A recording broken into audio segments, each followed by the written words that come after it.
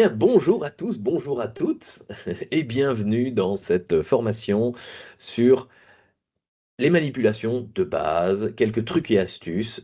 Voilà, on va partir un peu dans tous les sens, mais c'est vraiment pour des fonctionnalités pratiques dans la vie de tous les jours au milieu informatique.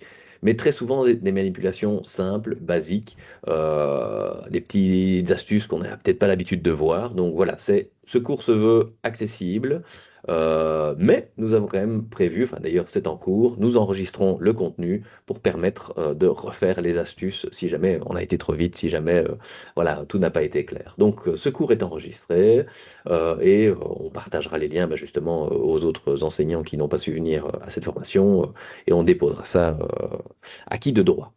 Donc, on a prévu un petit planning pour vous et pour vous, voilà, vous prouver que ça commence vraiment de manière simple et basique. Le premier truc et astuce, c'est sur les raccourcis clavier courants. Est-ce que vous connaissez des raccourcis clavier? Je vois du oui oui. En général, c'est souvent les mêmes qui ressortent en premier. Contrôle C. Oui, je vois du oui. Contrôle V, si vous allez Oui, jusque-là. Contrôle X aussi. oui. Alors Alt, après, Alt F4, Ctrl Alt Delete, mais ceux-là, ils sont un peu plus violents. oui, mais par contre, j'ai Windows, le... comment est-ce qu'on dit ça? Windows pour mettre la majuscule et le S pour faire les captures d'écran. Oui. Ah Ah oui, bien, oui, oui, justement, ah je bah vais en parler justement. des captures Ouais, d'écran. ouais. Voilà, Windows majuscule S. Il y a plus simple, voilà. il y a beaucoup plus simple que Windows majuscule S. J'en Mais tu parle vas tout à l'heure. m'expliquer. Ah oui, Et oui. alors, j'ai un raccourci, moi, que j'utilise, mais dans Excel. C'est dans une même cellule pour pouvoir aller à Alt la ligne. Enter C'est Alt et Enter, Enter. oui. Ouais, ouais, ouais. Ok. Il a fallu que je Bon. cherche, hein. J'ai été aidée par mon fils, mais voilà. C'est vrai que la mise en forme dans Excel, c'est pas toujours évident. Donc, allez, Non, je non. commence, je partage mon écran. Pam, Je pam, ferme tout. pam. Hop. Voilà. Est-ce que vous voyez mon écran? Oui, alors je vais démarrer un fichier Word, juste très simple pour vous montrer quelques manipulations de base. Déjà, première manipulation qui n'est pas un raccourci clavier, mais qui est plutôt un petit tips. En général, je disais à mes étudiants que c'était le truc pour pouvoir faire le malin au repas du soir, le jour même. C'est la fonction, oula, la fonction rand dans Word. Est-ce que vous la connaissiez? Non. Ah, techniquement, ça ne sert pas à grand-chose, hein. Donc, en gros, égal, RAND, on ouvre et on ferme la parenthèse. On peut mettre également des valeurs dans les parenthèses. Mais quand on se situe après la fermeture de la parenthèse et qu'on appuie sur Enter, Entrée, on génère des paragraphes. Rand pour random, en fait. Il y a la même chose, alors hop, il y a la même chose en lorem. Hop, pour ceux qui connaissent le lorem ipsum, etc. C'est un peu la même chose. Donc lorem ou rand, voilà. Ça ne sert pas à grand-chose. Pourquoi? Parce que ça permet juste de générer du texte. Moi, c'était utile dans mon cas, parce qu'avec mes étudiants pour des cours de traitement de texte, je préférais leur faire apparaître un texte directement et travailler sur la mise en forme, les réglages, la pagination, etc. Tous les réglages de mise en page, plutôt que de eux commencer à taper du texte. Souvent, on appuie sur une série de touches comme ça, mais ça ne représente pas un texte classique, et donc souvent, la mise en page n'est pas toujours adaptée. Donc voilà. Mais ici, pour l'exemple, c'était juste pour vous montrer les raccourcis clavier. Alors, je vais commencer, voilà, simplement, donc CTRL C, CTRL V, donc je me situe dans les paragraphes, je copie, je colle, donc les raccourcis clavier courants. Hop, CTRL X qui est coupé, effectivement, vous l'avez dit. Hop. Il y a également le CTRL A. CTRL A, A pour All, qui sélectionne tout. Alors attention que ces astuces de raccourci clavier, là je vous les montre dans Word, mais ça fonctionne un peu partout. C'est-à-dire que vous êtes sur un navigateur, CTRL-C sur un élément Wikipédia, CTRL-V dans Word, ça marche, CTRL-A sur un PDF pour tout sélectionner, etc., etc. Les raccourcis ne sont pas liés à un programme, mais c'est vraiment une convention qui est utilisée dans la plupart des applications dans le monde numérique. Donc CTRL-A, etc. OK, une autre, par exemple, en général, pas mal non plus, c'est souvent, c'est celle que je conseille à mes étudiants, le raccourci clavier principal. Je dis, voilà, si vous devez en retenir un et un seul, pour les étudiants, c'est CTRL F. Est-ce que vous savez ce que c'est CTRL F? Ah. F pour find, trouver. En fait, ça ouvre la recherche. Donc ici dans Word, CTRL F, j'ouvre une recherche ici à gauche. Si je suis sur une page web, ici j'ai pris une page de Wikipédia sur les pommes, allez, je vais faire CTRL F, il y a un élément de recherche ici en bas à gauche. Alors en bas à gauche, en haut à gauche, en haut à droite, en bas à droite, chaque navigateur a un peu sa façon de faire. Cherchez dans les coins et cherchez une zone où vous pouvez taper du texte. Ici je vais mettre par exemple pulpe et je vais voir si on parle de pulpe. Ah, sur les pommes. Eh bien parfait. Petite information complémentaire pour la zone de recherche. Une fois qu'on a tapé le mot, on peut naviguer d'un mot à l'autre. Donc, hop, on passe du premier au deuxième au troisième. Et on peut voir qu'il y a 3 occurrences du mot pulpe. En gros, concrètement pour les étudiants, souvent ce que je faisais, c'était j'envoyais les étudiants sur des pages de 6 pieds de long sur Wikipédia, et je disais voilà, on va diviser la classe en deux, ceux qui utilisent le CTRL F, ceux qui n'utilisent pas. Ceux qui l'utilisent, vous faites CTRL F et vous me cherchez, c'était sur les ordinateurs quantiques, et je dis, voilà, vous me cherchez le terme calculateur et vous me dites combien de fois il apparaît. Les autres, vous lisez les pages et vous me dites combien de fois il apparaît. Et en général, après quelques minutes, c'est, oh, monsieur, s'il vous plaît, pitié, quoi. Il y a 32 pages, on va pas tout lire, même en diagonale. Et les autres ont fait, c'est bon, nous on a la réponse. Oui, bon, ça va. Et donc, en général, ça suffisait pour prouver que, oui, le système de recherche, c'est très efficace. Ça marche dans les PDF, ça marche sur les sites web, ça marche sur Facebook, Instagram, etc. Enfin, ça marche partout en fait. CTRL F, très pratique. Dans Word, la même chose, CTRL F pour retrouver du contenu. Alors après, il y a le grade d'après où on peut faire un remplacement. Je crois que c'est CTRL H de mémoire. Voilà. On peut rechercher du texte et remplacer par. Alors là, ça devient un peu plus spécifique. Alors, autre raccourci. Autre pratique liée à l'outil numérique, la sélection des caractères en maintenant par exemple la touche Shift. Ici, je vais zoomer, je me situe au début de mon premier paragraphe, je laisse la touche Shift, donc la touche majuscule enfoncée, et par exemple je vais aller vers la droite ou par exemple vers le bas. En fait, je sélectionne une plage de données. Et ça fonctionne exactement de la même manière si on ouvre des fichiers et qu'on va sélectionner du premier fichier, on laisse la touche Shift enfoncée et on va cliquer sur un autre fichier, on prend tous les fichiers d'un point à l'autre. Par exemple, je vais vous le montrer, hop, voilà, on a truc et astuce, hop, je prends ça, Shift, voilà, je sélectionne 1, 2, 3, 4. L'autre raccourci du même genre, c'est la touche CTRL. Vous sélectionnez par exemple une portion de texte, vous laissez la touche CTRL enfoncée, que ce soit le CTRL gauche ou droite, vous sélectionnez une autre portion, etc., etc., etc., etc. Ça, c'est pour sélectionner des contenus bien distincts. Et pour les fichiers, ça fonctionne de la même manière. Le premier, hop, hop, hop, pic-bloc, un fichier sur deux. Encore une fois, en général, ce genre de manipulation... Pardon? Non, je disais, quand tu fais la sélection multiple, tu fais d'abord le shift et puis tu fais le contrôle. Ou pas? Alors, Non. c'est deux choses différentes. Je fais Ah, souvent, d'accord. c'est soit l'un, soit l'autre, pardon.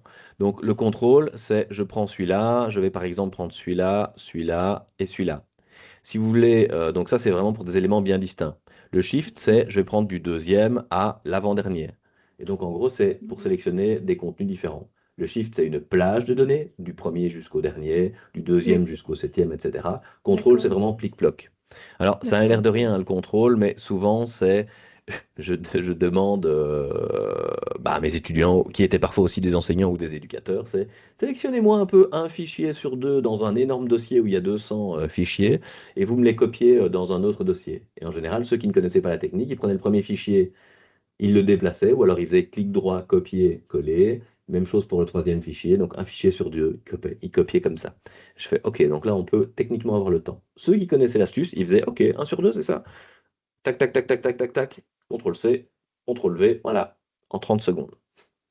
Facile. Raccourci de mise en forme, ça fonctionne de la même manière. Si vous voulez mettre en gras, CTRL-G, comme gras. En italique, CTRL I, comme italique. Et alors là, bonus, pour souligner, ce serait CTRL S. Oui, j'aurais mis ça. Ah, et c'était le piège. Non, Ah, CTRL S, c'est pour sauvegarder. ah, d'accord, ok. Ah, pour souligner, vous le connaissez? Non. CTRL U, Il y a parce qu'en Sébastien qui fait... fait un petit commentaire en disant Ah qu'on oui, oui, on oui. peut cumuler en fait les fonctions et les mélanger, mais il faut faire attention de ne pas Emmêler justement les mélanger pinceaux, les pinces. contrôler Shift et les Ah, clics. c'est le cas de le dire, oui. Et donc, CTRL U, et alors pourquoi CTRL U? Parce que U pour underline, tout simplement. ah, Ah oui. Donc, attention, le petite astuce pour le CTRL G. Ici, CTRL G pour gras. Vous dire, attendez, attends. I pour italique, d'accord. G pour gras. Effectivement, F, S pour sauver, pardon. Mais en fait, dans certains outils, genre par exemple sur Google, ce n'est pas CTRL G, mais CTRL B. B pour bold, épais. Donc voilà. Donc en général, s'il y en a un qui ne fonctionne pas, vous essayez l'autre. Alors, dans les raccourcis clavier, alors je ne vais pas tous vous les faire, hein, mais globalement, sachez que souvent, ceux qui connaissent les raccourcis clavier commencent à gagner en rapidité. Euh, Même chose, on vous donnera des documents, enfin on déposera des documents ici, on les enverra par mail également. Dans les documents partagés, il y a un petit test que je fais en général avec mes étudiants, c'est je prends une portion de texte et je demande à certains de la modifier pour arriver à un résultat uniquement avec les raccourcis clavier. Et alors là, parfois les étudiants, c'est voilà, ça prend entre 2-3 minutes pour les plus rapides et les plus lents, en général, arrêtent après 15 minutes en disant stop, stop, c'est bon, j'ai compris, je vais apprendre des raccourcis clavier, monsieur. Et bonjour Antoine qui nous rejoint. Hello. J'ai mis dans la conversation justement le raccourci pour la page des raccourcis clavier sous Windows. Et là, c'est la page générale avec absolument tous les raccourcis, mais c'est classé par thématique. Vous le retrouverez de toute façon dans les infos on vous communiquera. Mais au moins comme ça, vous l'avez. Ouais. Et moi, je déposerai tout à l'heure, quand Oli prendra la main, les quelques documents PDF, des astuces que je compte voir, enfin que nous comptons voir. Alors, pour les raccourcis clavier, je ne vais pas m'étendre un plus. Je dis qu'on commençait par du cool. Et je passe directement au deuxième point qui est trucs et astuces en PDF. Alors, la manipulation de PDF, sujet classique. Souvent, le premier truc classique aussi, c'est, bon ben voilà, on vous envoie un document, on vous demande de le modifier, pourtant c'est en PDF, et on vous demande de le remplir et de le signer. En général, qu'est-ce que vous faites? Ah, si, j'ose si, le allez, dire, j'imprime, je, je je complète signe et puis Ouais. je rescanne. Oui, bah, c'est la réponse attendue, hein. En général, il n'y a pas de surprise. Même chose, que ce soit les éducateurs, les collègues, les directions, les coordinateurs, les étudiants, tout le monde répond la même chose. Bah, c'est en se regardant un peu honteux, genre, ben, j'imprime, puis je complète à la main, et puis je vais aller le scanner. Et puis là, je dis, ok, d'accord, hein, imaginons, vous n'avez pas de scanner. Ah, oui, bon. Bah, alors, je prends en photo, oui, puis je me le renvoie par mail. Ok, d'accord, ouais, c'est pas mal, très rapide. Et si vous n'avez pas d'imprimante? Ben, je vais au centre d'impression. Ah bah ouais, donc quand vous recevez un mail à remplir, ça vous prend la matinée, hein. Oui, Je vais au centre d'impression, je demande machin, etc. Et tout, on me demande si ma clé n'a pas de virus, il faut que je... Ah, bref, bref. Non, il y a vachement plus simple. Et ici, la petite manipulation fonctionne également sur smartphone. Parce que ce soit pour ordinateur, tablette, téléphone, c'est la même chose. Ici, je vais passer par deux fonctionnalités différentes. Première, je vais passer par Adobe Reader. Alors, Adobe Reader, c'est le Adobe gratuit. C'est celui qui permet de lire les PDF. Voilà, c'est la version gratuite qu'on installe sur sa machine, très simplement, etc. Donc, qui prend cette interface-là. Alors, il est possible que ce ne soit pas exactement la même chez vous, parce que je pense que moi, j'ai activé le thème sombre. Mais voilà, dans les grandes lignes, ça change assez souvent aussi, hein. C'est-à-dire, je l'ai ouvert tout à l'heure en disant, tiens, est-ce que ça a changé par rapport à la dernière fois où je l'ai ouvert? Oui, oui. Comme Facebook, comme Instagram, comme de nombreux outils, ça change toutes les 2 semaines. Donc, mais c'est pas grave, les fonctionnalités sont toujours là. C'est juste que parfois ils les mettent à gauche, parfois en haut, parfois à droite, etc. Et ici, la fonctionnalité que je vais vous montrer, c'est dans les outils. Alors les outils, en fait, quand vous ouvrez un PDF par défaut, vous avez ceci. Tous les outils, je clique dessus, une petite barre va apparaître et moi je cherche une option qui s'appelle Remplir et signer. En fait, quand je clique sur remplir et signer, on a plusieurs zones qui apparaissent. Demander des signatures électroniques. Oui, c'est vrai que ça pourrait être sympa, mais c'est pas ce que je vais voir. Ou remplir et signer vous-même. Et donc ici, j'ai pris un document, justement le tuto sur le PDF, et je vous montre les différents éléments. Je prends le premier avec le petit A pour pouvoir ajouter du texte.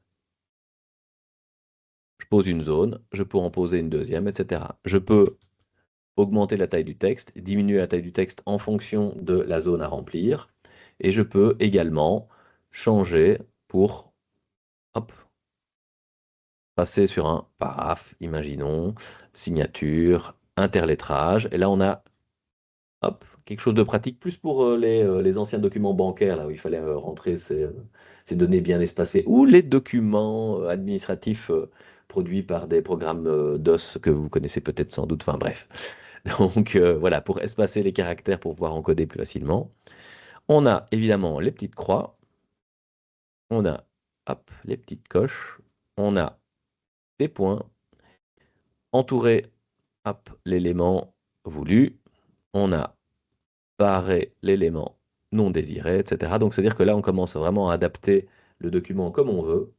Donc pas besoin de l'imprimer, hein. On ouvre le PDF, on commence à remplir, etc.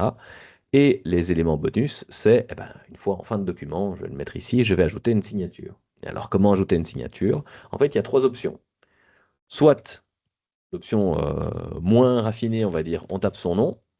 Super, une super signature. Bah non, en fait, en gros, c'est juste une police, style police manuscrite, mais ça ne ressemble pas à ma signature.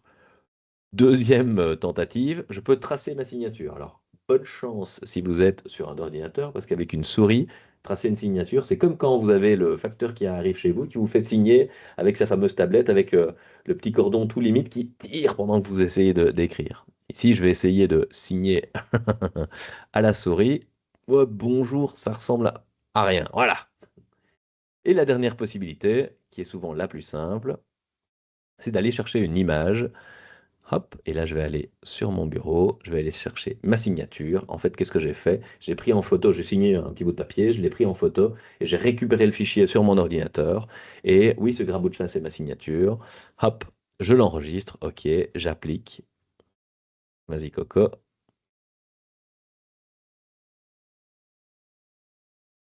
Ah, il réfléchit, normal, truc super complexe. Donc, en gros, vous cherchez l'image sur votre ordinateur, vous la prenez, vous venez la chercher ici et vous l'appliquez directement. Alors, je ne sais pas ce qu'il nous fait ici. Il n'aime pas ta signature, elle est Parfait, il trop n'aime pas ma moche. signature. Il trouve que c'est laid. Ok, génial, merci. Je recommence. Bon, remplir et signer. Je recommence. Oula, oula, doucement. On recommence, afficher, remplir et signer. Je viens remettre n'importe quoi dedans, histoire de... Hop, voilà. Et ah bah là, étonnamment, il a, il a gardé. Ok, d'accord, il a planté, mais il a accepté. Voilà ma signature. Hop, vous pouvez ajuster la taille. Voilà. Quand c'est fait, forcément, comme vous avez fait des modifications sur ce fichier, eh bien, il faut l'enregistrer. Donc, ce fichier, vous pouvez l'enregistrer sous et lui donner un autre nom. Forcément, c'est plus le fichier d'origine, c'est un fichier qui a été modifié. À partir du moment où le fichier a été modifié, vous le retrouvez, vous venez le chercher, vous l'envoyez par mail et pas besoin d'imprimer, pas besoin de scanner, vous venez de gagner entre 20 minutes et 2 heures. Voilà. Ça, c'est l'étape numéro 1. C'est-à-dire que forcément, on fait, OK, j'ai juste rempli le document, mais je ne l'ai pas modifié à proprement parler. C'est-à-dire que si je veux remplacer, par exemple, la date ici de 92, je suis un peu coincé. Si je veux changer le texte, déplacer les paragraphes, etc., je suis un peu embêté. Techniquement, je pourrais dire, bah oui, mais je vais partir sur une version d'Adobe Writer, donc la version payante d'Adobe. Mais sachant qu'elle est assez coûteuse, non, on va continuer sur des solutions gratuites. Et solutions gratuites, on le voit ici. Hop, moi je vais vous parler de I Love PDF. Est-ce que vous avez déjà entendu parler de I Love PDF? Je vois un oui, je vois un non. Oui, ça c'est très Ah, pratique ça. ah, carrément. Hop, j'ouvre le navigateur, je tape I Love PDF tout simplement. Et premier site qui propose, le voici. I Love PDF. Alors, c'est gratuit. Vous pouvez créer un compte, vous pouvez vous y connecter, mais la plupart des fonctionnalités sont gratuites. C'est limité. Moi, je pense qu'il y a un certain nombre de PDF qu'on peut transformer par jour. Sinon, si c'est pas pressé, vous revenez le lendemain, etc. Sinon, vous créez un compte, ça augmente la tolérance en matière de fichiers. Sinon, bah, oui, il y a toujours l'option payante, mais voilà, jusqu'à présent, j'ai jamais eu besoin de le faire. Et alors, qu'est-ce que ça permet, I Love PDF? De fusionner des PDF. Vous avez 10 PDF différents, vous les rassemblez en un seul. Inversement, vous avez divisé les PDF. Ben voilà, moi je veux juste la page 2 et 3 et pas les 120 pages. Compresser un PDF. Donc imaginons vous avez un PDF de très très grosse taille et vous n'arrivez pas à l'envoyer par mail. Parce que vous savez bien sûr qu'il y a une limite en taille pour l'envoi de pièces jointes par mail qui est de combien? De, ok, et demi ou 500? combien? Je sais pas, 500, mais En mégas? 500 mégas? Alors, réponse A, 1 méga. Réponse B. je ne sais pas. Mais je sais Oui, qu'il y a qui une dit mieux, limite, hein, oui. le juste prix, le Aucune juste prix. idée. Moi, je Aucune sais qu'il y a idée? une limite, mais je ne la connais Oui. pas. Enfin, je la chiffre pas. Plus ou moins 25 mégas. Alors Ah parfois certains oui. c'est 20, parfois c'est un peu plus, etc. Mais la moyenne c'est 25 mégas. Et voilà. Donc c'est pas énorme. Imaginons vous recevez un PDF de 30 mégas. Eh bien, première option, le compresser. Deuxième option, c'est vrai que je peux vous le montrer aussi. Hop, j'ai peur de cliquer sur la zone là. Voilà. Peut-être que vous connaissez déjà, mais tant que j'y suis, j'en parle. Oula, WeTransfer. Ah oui, ça je connais. Voilà. Voilà. Oui. Voilà, petite astuce Assez complémentaire. utile quand on doit dépasser la taille d'un PDF ou d'un Exactement. fichier. Voilà. WeTransfer vous permet de rajouter, enfin de déplacer plutôt jusqu'à 2 gigas de fichiers. Vous rajoutez votre mail, le titre du mail, vous pouvez soit obtenir le lien, soit vous envoyer ça en mail à quelqu'un, vous ajoutez des fichiers ou des dossiers. Attention, attention, en général c'est limité. En général, c'est limité à 7 jours. Je crois que par défaut, maintenant, ils sont même passés à 3 jours. Oui. Par défaut, c'est 3 jours. On peut pousser à 7 jours. Et je crois qu'au-dessus, c'est une option qui devient payante. Quoique, il n'a pas l'air de le dire. Bon, bah, bref. En général, c'est souvent ces 7 jours.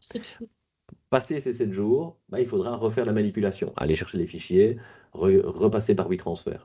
WeTransfer n'est pas là pour stocker indéfiniment vos fichiers, mais permet justement de déplacer des fichiers volumineux, d'envoyer ça par mail, etc. à quelqu'un. Les vidéos de la petite qui danse, ou le spectacle de fin d'année, ou une fête d'anniversaire. Ah, ça, c'est les classiques. Donc, voilà. Est-ce que Donc, c'est oui. intéressant l'envoyer, de se l'envoyer à soi-même, en plus du destinataire? Est-ce que ça garde plus longtemps le lien ou pas? Non. Pas du tout.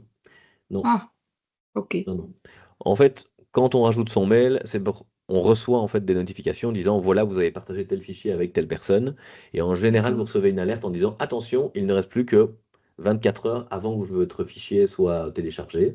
Et quand la Mm. personne télécharge le fichier, vous recevez une notification aussi. Machin bidule a téléchargé votre fichier. Donc c'est pour ça que voilà, c'est assez Mm. pratique. Maintenant, ce que vous pouvez faire aussi, c'est tant que vous êtes au sein d'une institution, si vous travaillez avec un espace numérique collaboratif de travail, peu importe l'espace, mais vous pouvez aussi stocker le fichier sur votre espace et créer un lien de partage avec la personne à qui vous voulez l'envoyer. Parce que si le fichier est trop volumineux, ben, vous lui envoyez juste le lien et à ce moment-là, du coup, déjà, ça vous permet de collaborer, mais vous pouvez déterminer aussi s'il peut modifier le fichier ou juste le lire et ça vous permet aussi éventuellement de pouvoir envoyer un fichier qui serait trop volumineux comme ça, quoi.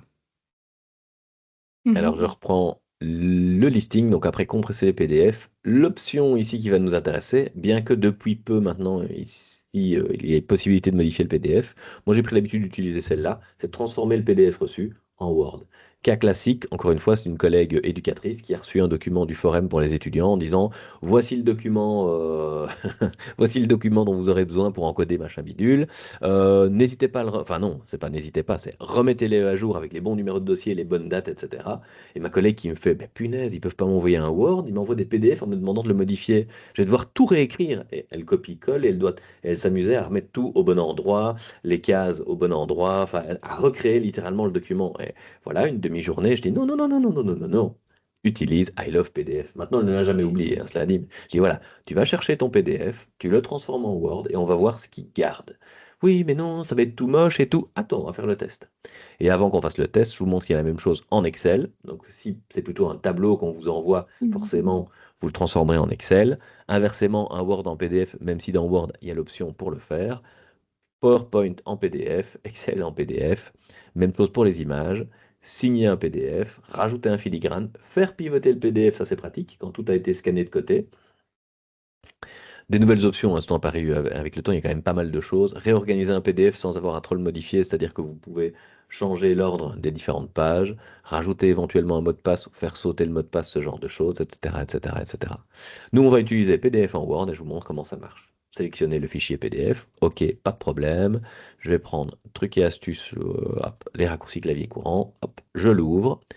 Il vous le montre, il fait, ah ça va, c'est le bon document. Ok, convertir en Word ici, hop, un petit temps de réflexion, on télécharge le Word, hop, comme ça je vous montre directement, et je vous assure que c'est pile poil bon. Tout est sélectionnable, le texte est modifiable, c'est un vrai fichier Word, alors que je partais d'un PDF. Vous aurez ces documents hein, d'ailleurs dont je vous ai parlé, mais voilà, c'est pour vous dire que ici, globalement en général, c'est 95% du contenu est respecté tel quel. Parfois, s'il y a des petites tâches sur le PDF d'origine, quelque chose qui a été déjà scanné plusieurs fois, mais avec une tâche, allez, la tasse de café, le grand classique, il ne sait pas comment l'interpréter, c'est pas vraiment du texte, etc. Il va en faire une image et ce sera un élément qui pourra être redéplacé, voire supprimé. Donc finalement, c'est peut-être parfois, peut-être même encore mieux. Donc, I Love PDF, grosse solution rapide pour transformer, modifier des PDF. Gain de temps. Mais Oli a d'autres solutions à nous proposer en matière de manipulation de PDF. Oui, C'est ça? oui. Je vais vous en montrer quelques-unes. Avant de vous montrer les petites manipulations, par contre, je vais peut-être partager mon écran Oui, et j'arrête le déplacer quelques partage. fenêtres. Voilà, je vais rechercher mon navigateur. Là, partager mon écran. Voilà, est-ce que tout le monde voit mon écran? Oui. Bon, parfois un petit temps d'adaptation avant qu'il s'affiche. Voilà. Donc voilà, ça c'est la page que je vous avais partagée tout à l'heure. Il y a effectivement possibilité, toujours pour rester dans le milieu des PDF, tu en parlais justement, Nico, mais on peut aussi faire ça sur son navigateur. Donc si vous êtes sous Windows, depuis Windows 10 et maintenant sur Windows 11, le navigateur de Microsoft, qui n'est autre que Edge, embarque et permet la compréhension des PDF de base. Donc ici, par exemple, je vais lancer une petite recherche. Je l'avais déjà préparée, par exemple, sur une circulaire que, je veux dire, les écoles généralement connaissent bien, la circulaire 9108, puisque pour l'instant, on est en train d'être retourné à toutes les sauces avec cette fameuse circulaire. Bref, je plante le décor. Je me dis, tiens, je vais aller rechercher cette fameuse circulaire parce que je pourrais en avoir besoin. Cliquez sur l'onglet de la circulaire et là, effectivement, il m'ouvre en fait en direct mon lien qui est bien un fichier PDF, mais mon navigateur, parce que c'est le navigateur Edge, peut aussi faire des manipulations et je peux aussi directement dans le navigateur venir sélectionner, mettre de la surbrillance, écrire. Donc je peux déjà le faire sans charger un outil qui sont je veux dire, des outils, je veux dire, relativement efficaces et relativement puissants. Mais maintenant, la fonctionnalité du PDF est déjà embarquée dans le navigateur Edge. Première chose. Deuxième chose, elle permet aussi, parce que c'est le navigateur Edge, de lui donner la possibilité de comprendre et de gérer les PDF avec la fonctionnalité Copilot. Donc vous pouvez aussi vous aider en fait des outils de l'IA directement dans le navigateur avec la fonction Copilot. Donc ici, par exemple, la circulaire qui fait quand même une petite dizaine de pages, eh bien, en cliquant sur Demander à Copilot, je peux directement interagir avec la circulaire en question et lui demander directement, vous voyez ici j'ai un petit bouton qui apparaît sur le côté, créez-moi un résumé, eh bien il va me lancer un résumé du document que je viens d'ouvrir et on gagne un temps quand même assez phénoménal imaginons que vous avez une réunion dans le quart d'heure, vous ne vous souvenez plus ce qu'il y a dans la circulaire, mais vous avez besoin de vous rafraîchir la mémoire, eh bien, ouvrez directement ce petit PDF dans votre navigateur Edge demandez à Copilote de vous faire un petit résumé et il va vous résumer en quelques lignes le contenu de la circulaire. Je la parcours en vitesse, mais normalement, il n'a pas fait de faute. Je regarde, hein, voilà, subvention maximale, multiplié par multiple de 500, puisque c'était... Oh, Olivier, Oui, je ne vois pas ton demander à copilote, ça je vois, mais par contre, je ne vois pas. tu ne vois pas ma petite fenêtre sur le côté? Non, je la vois pas. Tu la vois, enfin, je ne sais pas si Non, non, l'autre. Moi, je la vois non. bien. Ah oui? Et ici, là où je passe ma souris, là, ici, il y a du texte. Et c'est le Oui. résumé qui vient d'être fait par... Eh bien, je ne vois pas. Attends. Ah, ok. Ben, quand j'ai cliqué sur... Alors, je vais peut-être c'est Ah, refaire... attends, c'est moi, c'est moi. C'est parce que j'ai agrandi ton image. C'est moi, D'accord, c'est bon, moi. C'est moi. je réouvre. Je ne sais pas s'il a Oui. gardé... Oui, voilà, il a Oui, oui, gardé je vois. Il a, OK. il a, il a, il a gardé le résumé, mais voilà, le fait de cliquer sur demander à copilote, ben, que dans le navigateur, en fait, il m'ouvre une fenêtre latérale et ça me permet D'accord. justement d'interagir avec, avec le PDF en question, mais il va se comporter, je veux dire, justement comme c'est un PDF, avec toute une série d'informations. Donc si je clique sur le texte, ben, ici, je vais pouvoir, comme Nicolas le disait tout à l'heure, remettre du texte et déplacer le texte comme je le veux. On peut le faire assez facilement avec le navigateur. Et moi, ce que je voulais vous montrer aussi, c'est d'autres fonctionnalités. Tu parlais tout à l'heure de la capture d'écran en faisant Windows Shift majuscule R S. qui va S. effectivement... S, pardon, oui, autant Oui. pour moi. J'ai fait R, mais j'y reviendrai, c'est la même chose. Mm. Tu vois qu'en D'accord. fait, ici, il lance effectivement mon outil de capture, et si je sélectionne, en fait, mais là, j'ai fait R, si tu vois, en fait, il est prêt à démarrer un enregistrement. Donc là, je vais arrêter, et c'est Oui. bien Windows majuscule S qu'il faut faire pour faire une capture d'écran. Et à ce moment-là, je fais ma capture d'écran, et je peux récupérer ma capture d'écran assez facilement ici. Voilà. Donc, Oui. on a la capture d'écran. Mais là où ça devient super intéressant dans l'outil capture d'écran, c'est que là aussi, l'outil s'est modernisé avec toute une série de fonctionnalités assez sympas. Tu vois, ici, donc là, j'ai une image, mais c'est une image qui comporte du texte. Imagine que j'ai besoin de récupérer ce texte et de pouvoir le modifier justement dans un Word. Eh bien, une fois que j'ai fait ma capture d'écran, j'ai un petit bouton qui apparaît ici qui s'appelle Action de texte. Et quand je clique sur Action de texte, en fait, il va isoler l'image, il va traduire l'image avec les caractères qu'il peut lire, et ça, en fait, ça peut être exporté directement dans un fichier texte. Donc ici, je vais copier le texte et je vais ouvrir, par exemple, un fichier Word. Voilà, je colle mon texte et mon texte est tout à fait exploitable. Donc c'est quand même assez pratique aussi comme fonctionnalité. Autre petite fonctionnalité, parce qu'ici j'ai pris une image où il y avait justement une personne, on voit qu'il y a son numéro de téléphone, son adresse mail, c'est peut-être des informations que je ne peux pas transmettre, c'est peut-être des informations confidentielles. Eh bien, toujours dans la capture d'écran, il y a un bouton suppression rapide. Et dans le bouton suppression rapide, je peux activer justement de masquer les adresses mail et de masquer les numéros de téléphone.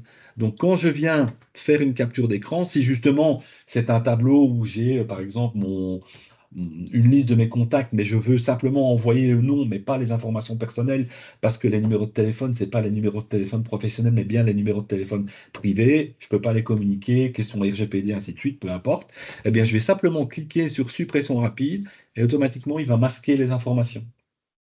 Donc c'est aussi une petite fonctionnalité super intéressante avec l'outil de capture d'écran.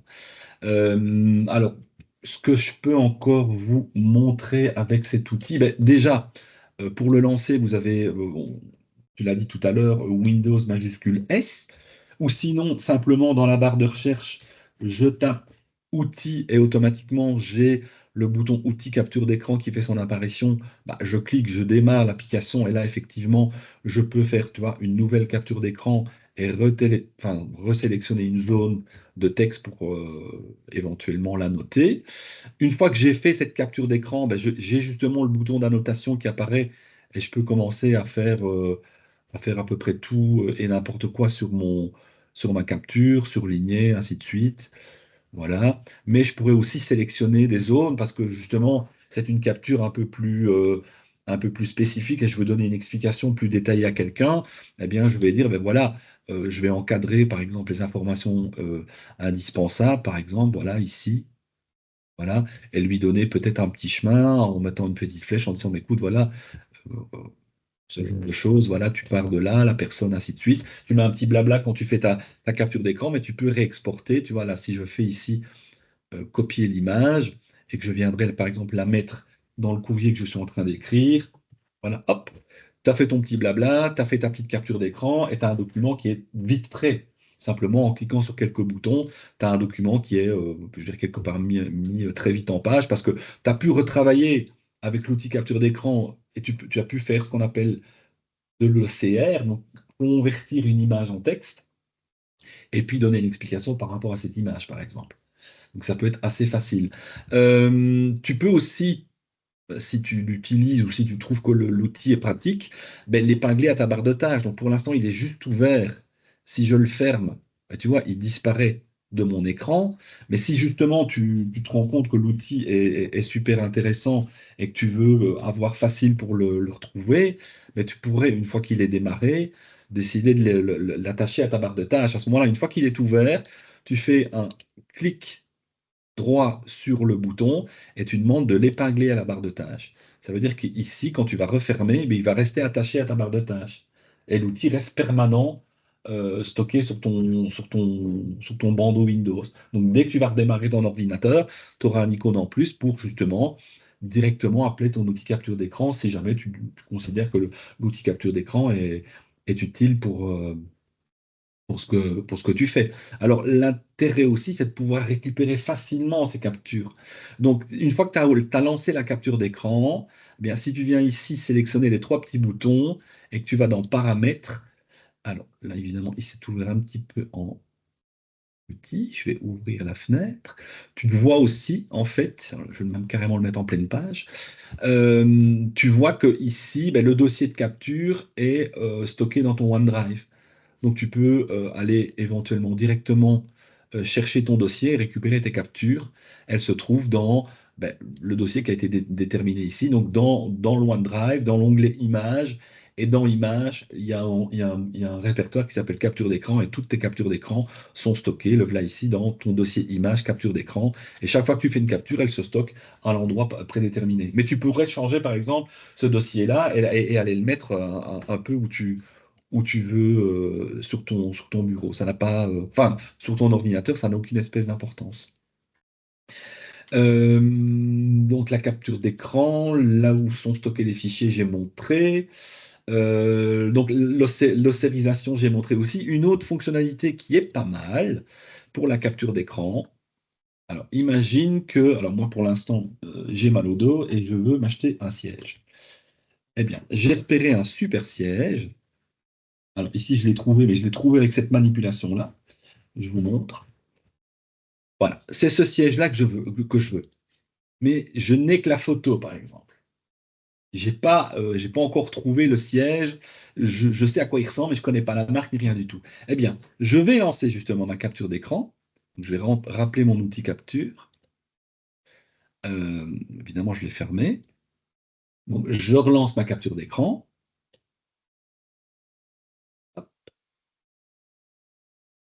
Je demande à faire une nouvelle capture d'écran et je viens sélectionner mon siège en disant, ben voilà, moi, c'est ça que je veux.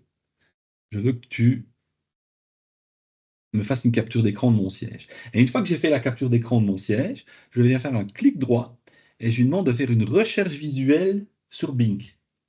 Et là, en fait, il va automatiquement faire une recherche par rapport à l'image que j'ai captée. Alors ça, là, c'est un siège, parce que ici, j'ai besoin de changer mon siège de bureau. Mais j'ai vu ce siège-là, je ne sais pas comment il s'appelle, je ne sais pas combien il coûte, je ne connais pas la marque. C'est un peu comme si tu avais vu une veste, une paire de chaussures, une paire de lunettes, ce que tu veux. Tu as flashé dessus, tu dis, ouah, j'ai une image, mais je veux retrouver ça quelque part.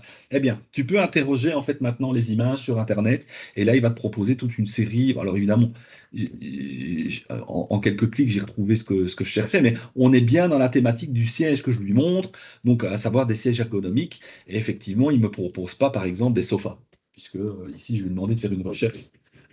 Permettez 2 secondes, on vient de frapper à la porte, je suis désolé. Ah, les inconvénients du direct. Est-ce que vous connaissiez ces astuces avec la capture d'écran? Non, pas Non, du tout. pas du tout non plus. Je dois avouer Euh, qu'en toute honnêteté, avant que Oli m'en parle, je ne connaissais pas non plus. Donc j'avais prévu, d'ailleurs je l'ai déposé ainsi que plusieurs fichiers, un petit tuto sur l'OCR, OCR mode d'emploi. Parce que traditionnellement, je renvoie mes collègues vers un site en disant, voilà, il reconnaît le texte d'une image et il te le transforme en texte sélectionnable. Voilà, désolé, Euh, les aléas du direct, le livreur Amazon. Ça arrive. voilà, bah, tu vois, tu l'as invoqué tout à l'heure, tu as montré d'où tu as Euh, cherché ton... c'est pas encore mon siège, hein, mais enfin, J'allais c'est te ma le dire, livraison j'allais te qui le dire. arrive. J'ai été surpris. D'habitude, ils viennent l'après-midi. Enfin, bref. J'expliquais que c'était toi qui m'avais montré cette astuce la première fois. J'ai fait, bah, oh, je ne connaissais pas la reconnaissance de texte. Et, Voilà, donc ouais. là, j'avoue que l'outil capture, il est assez sympa et assez utile, je trouve, à utiliser. Mais là où il est vraiment puissant, c'est quand on fait, par exemple, alors ici, j'ai lancé une capture d'image, mais si vous regardez depuis un an maintenant, en plus des captures d'écran, on peut aussi faire des captures vidéo. Et donc, on peut streamer. Alors là, je vais basculer sur le mode capture. Vous voyez, donc là, je passe de l'appareil photo à la caméra. Et si je lui demande de faire une nouvelle capture, je peux sélectionner une zone de texte, enfin une zone, un champ. Ben ici, je vais prendre l'espace de mon ordinateur. Voilà, parce que j'aurais, par exemple, besoin de faire une démonstration. Vous voyez qu'en fait, il a délimité une zone d'enregistrement et la capture s'est transformée en bouton ici. Et donc maintenant, je vais pouvoir enregistrer ce qui se passe avec l'outil capture. Donc ici, je vais démarrer et je vais refaire simplement la manipulation et vous montrer, voilà, il est parti. Je vais, par exemple, bah, on parlait de la circulaire, mais demander à Copilote de me résumer. Donc, il m'a fait mon résumé, mais je lui dis traduis-moi en anglais, par exemple. Voilà. Hop. Voilà, c'est parfait parce que mon collègue ne parle pas le français, mais il parle l'anglais. Eh bien, je lui montre comment faire une traduction rapide avec Copilote. Je stoppe. Et en fait, qu'est-ce qui se passe? Il va automatiquement euh, ah tiens, il me dit erreur décodage de vidéo impossible. C'est la première fois qu'il me fait le coup.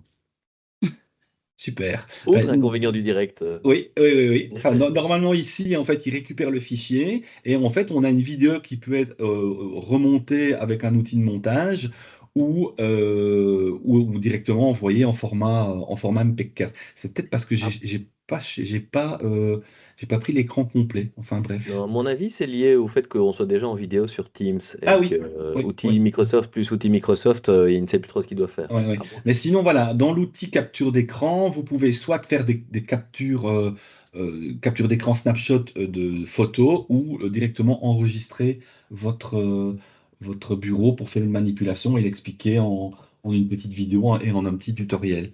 Mais oui, effectivement, ça doit être cette fonctionnalité-là. Donc, outil assez puissant et assez sympa à utiliser. Alors, pour revenir sur les raccourcis, donc, on va relancer une capture d'écran, donc photo, avec les raccourcis clavier Windows majuscule S, S pour snapshot.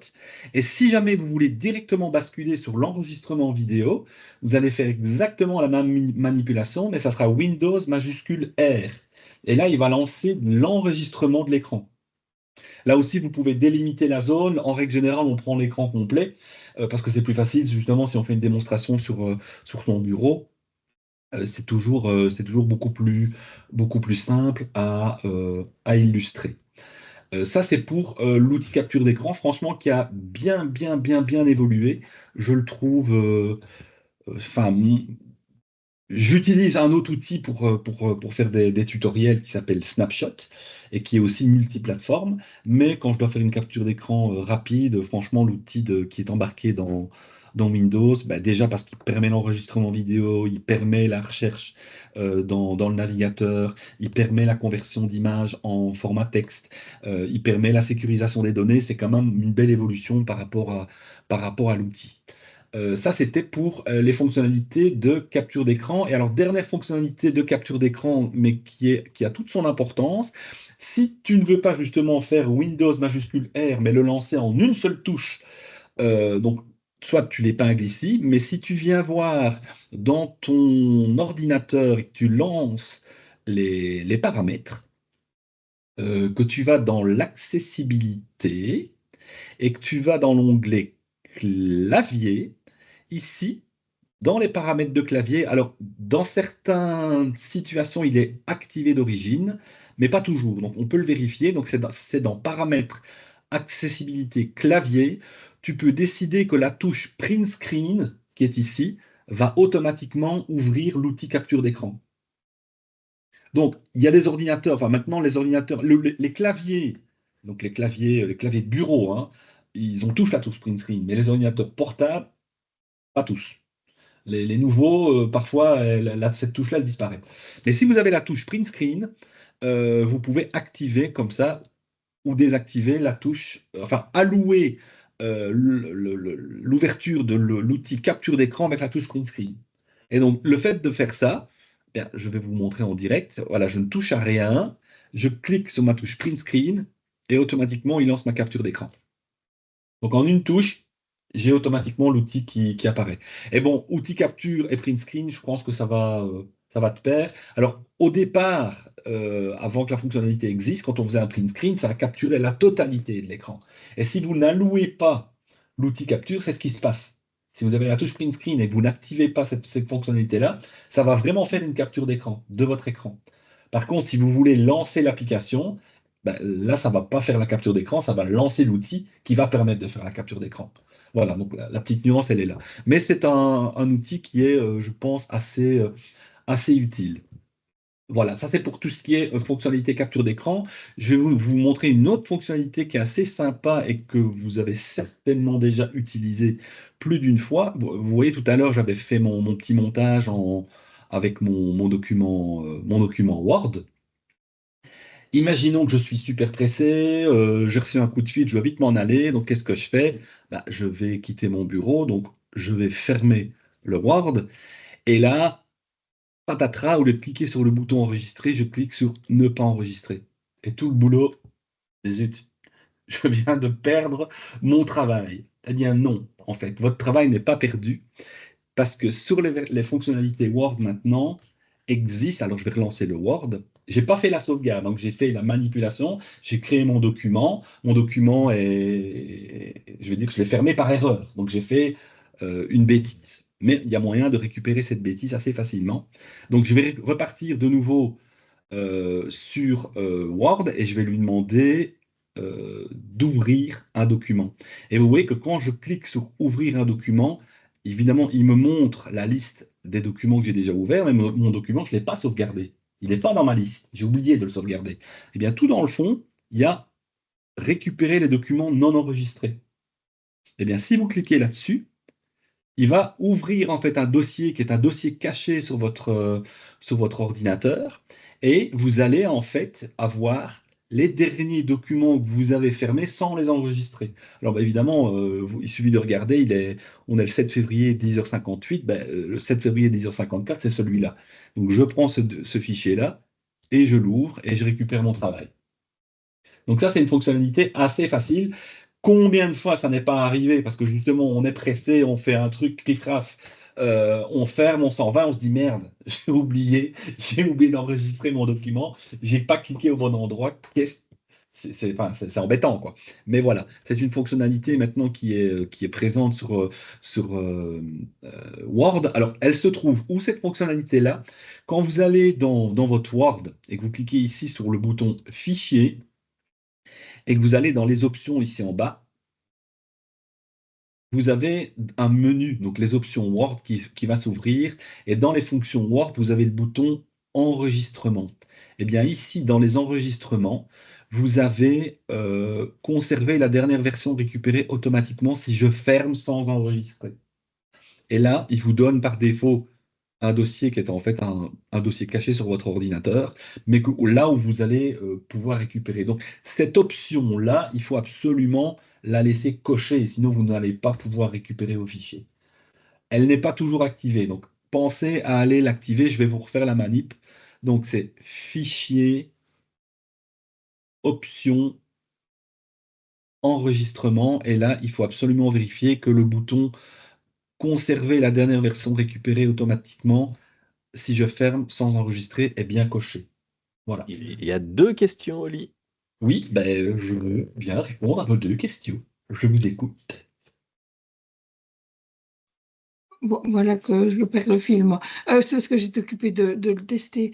En même temps, capture, tu as dit, plutôt que de faire Windows Shift S pour le capture d'écran, tu as mis en place l'outil capture d'écran. Ça, c'est uniquement sur ton PC, Euh, sur, d'accord? sur mon PC, enfin, c'est-à-dire que dans l'environnement Windows, tu peux allouer soit une touche au, à la capture D'accord, d'écran, et en règle générale, c'est la touche print screen ou la touche imprime écran, et là, tu peux oui, aller activer dans les options, dans les paramètres.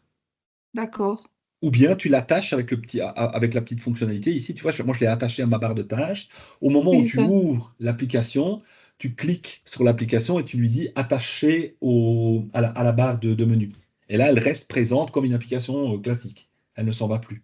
Maintenant, si tu ne veux plus la voir, ben, je vais le faire ici. Regarde, je te le fais.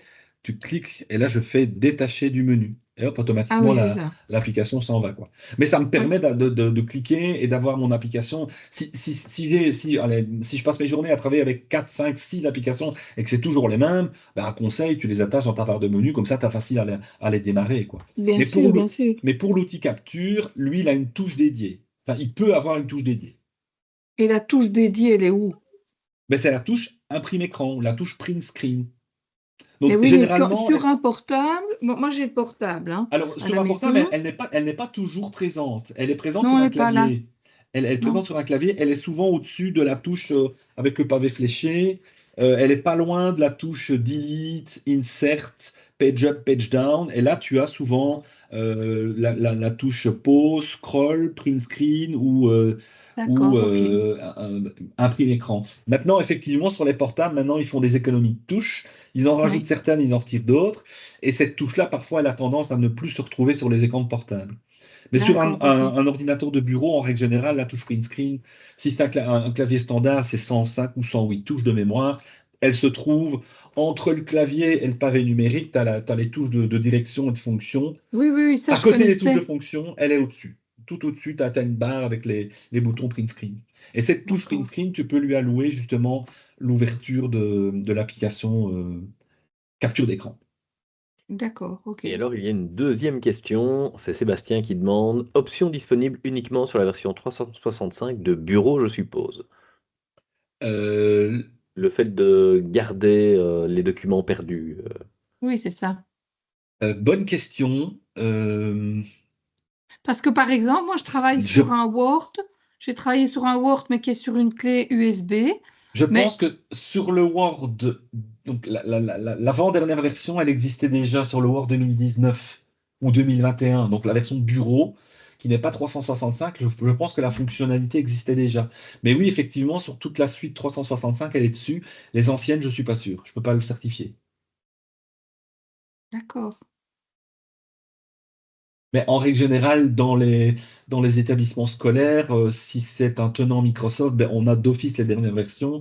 Et là, l'option peut être activée. Mais oui, si c'est un vieux Word, pas certain qu'avant 2019, elle soit présente. Mhm. Donc, il faudrait vérifier si quelqu'un a encore de l'Office 2016, mais j'avoue que ça se trouve de moins en moins, donc pas certain, pas certain. Mais dans 2019, je suis presque sûr qu'elle est dessus. Voilà, je sais pas si ça répond à ta question, Seb.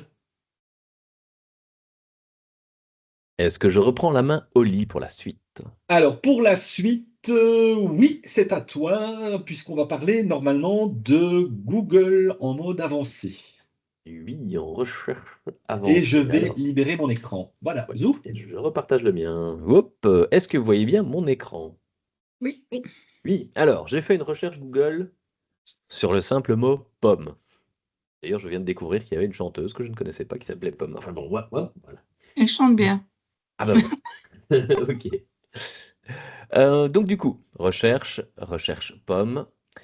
Première chose sur laquelle j'attire votre attention, c'est le bouton outils qui est bien discret ici. Donc on a tous recherche images, vidéos, actualités, produits web pour choisir par type entre guillemets de contenu. Donc ici par exemple, imaginons je fais une recherche image, je vais chercher des pommes, ok d'accord, d'accord, et je clique sur le bouton outils. En fait, quand je clique sur le bouton outils, on voit un petit menu qui apparaît. Alors c'est discret, hein. C'est entre la première ligne ici et le premier contenu image. Donc je clique dessus, j'active, je désactive pour vous montrer. Dans ces outils, la première chose, c'est taille. Donc là, on peut choisir, je veux des images de pommes de grande taille. Et là, il fait le tri. Ok, pas mal, pas mal, pas mal. Hop, ou alors de taille moyenne, ou alors en icône. Et une fois que je clique sur l'image et que je passe mon curseur dessus, je peux voir ici, en bas à droite, 256 pixels sur 256. Ok, ça c'est tout petit. Parfait. Grande, imaginons, je prends voilà, celle-là, je passe dessus, 1200 sur 800, etc., etc., etc. Donc là, on a déjà un contenu qui est classé par taille. Mais ce n'est pas le seul classement. Hop, je reclique sur outils. On a un classement par couleur. Ah, j'aimerais bien des pommes, mais pommes en noir et blanc. On va voir ce qu'il me donne. Ouais, c'est pas mal. Alors attention, c'est pas réellement des images en noir et blanc. Il détecte que ce sont des images où le noir et le blanc sont dominants. Mais regardez ici, vous avez une pomme en vert, mais visiblement un bout de bois brun. Donc c'est pas réellement noir et blanc. Même chose ici, on voit que c'est une pomme argentée. L'image n'est pas noire et blanche, mais ça donne l'impression que, etc., etc., etc. Ici aussi, on voit qu'il y a une légère teinte. Hop, là, même chose. On voit toujours le brun, etc., etc. On peut choisir évidemment ses couleurs. Hop, on va voir ce qu'on trouve en pomme bleue. Oui, c'est plus le fond que les pommes. Mais c'est voilà, il fait une recherche et il classe. Quoique. L'option qui peut être intéressante, c'est transparent. En fait, c'est quoi? Il va rechercher des images qui prennent en compte la transparence. Donc, imaginons, voilà, en tant qu'enseignant, je cherche à illustrer un contenu et dans mon PowerPoint qui est tout coloré, je vais y glisser une image. Par défaut, si on prend une image qui ne gère pas la transparence et qu'on la glisse dans son PowerPoint coloré, on va voir un gros cadre blanc qui apparaît. Sauf si les images prennent en compte la transparence.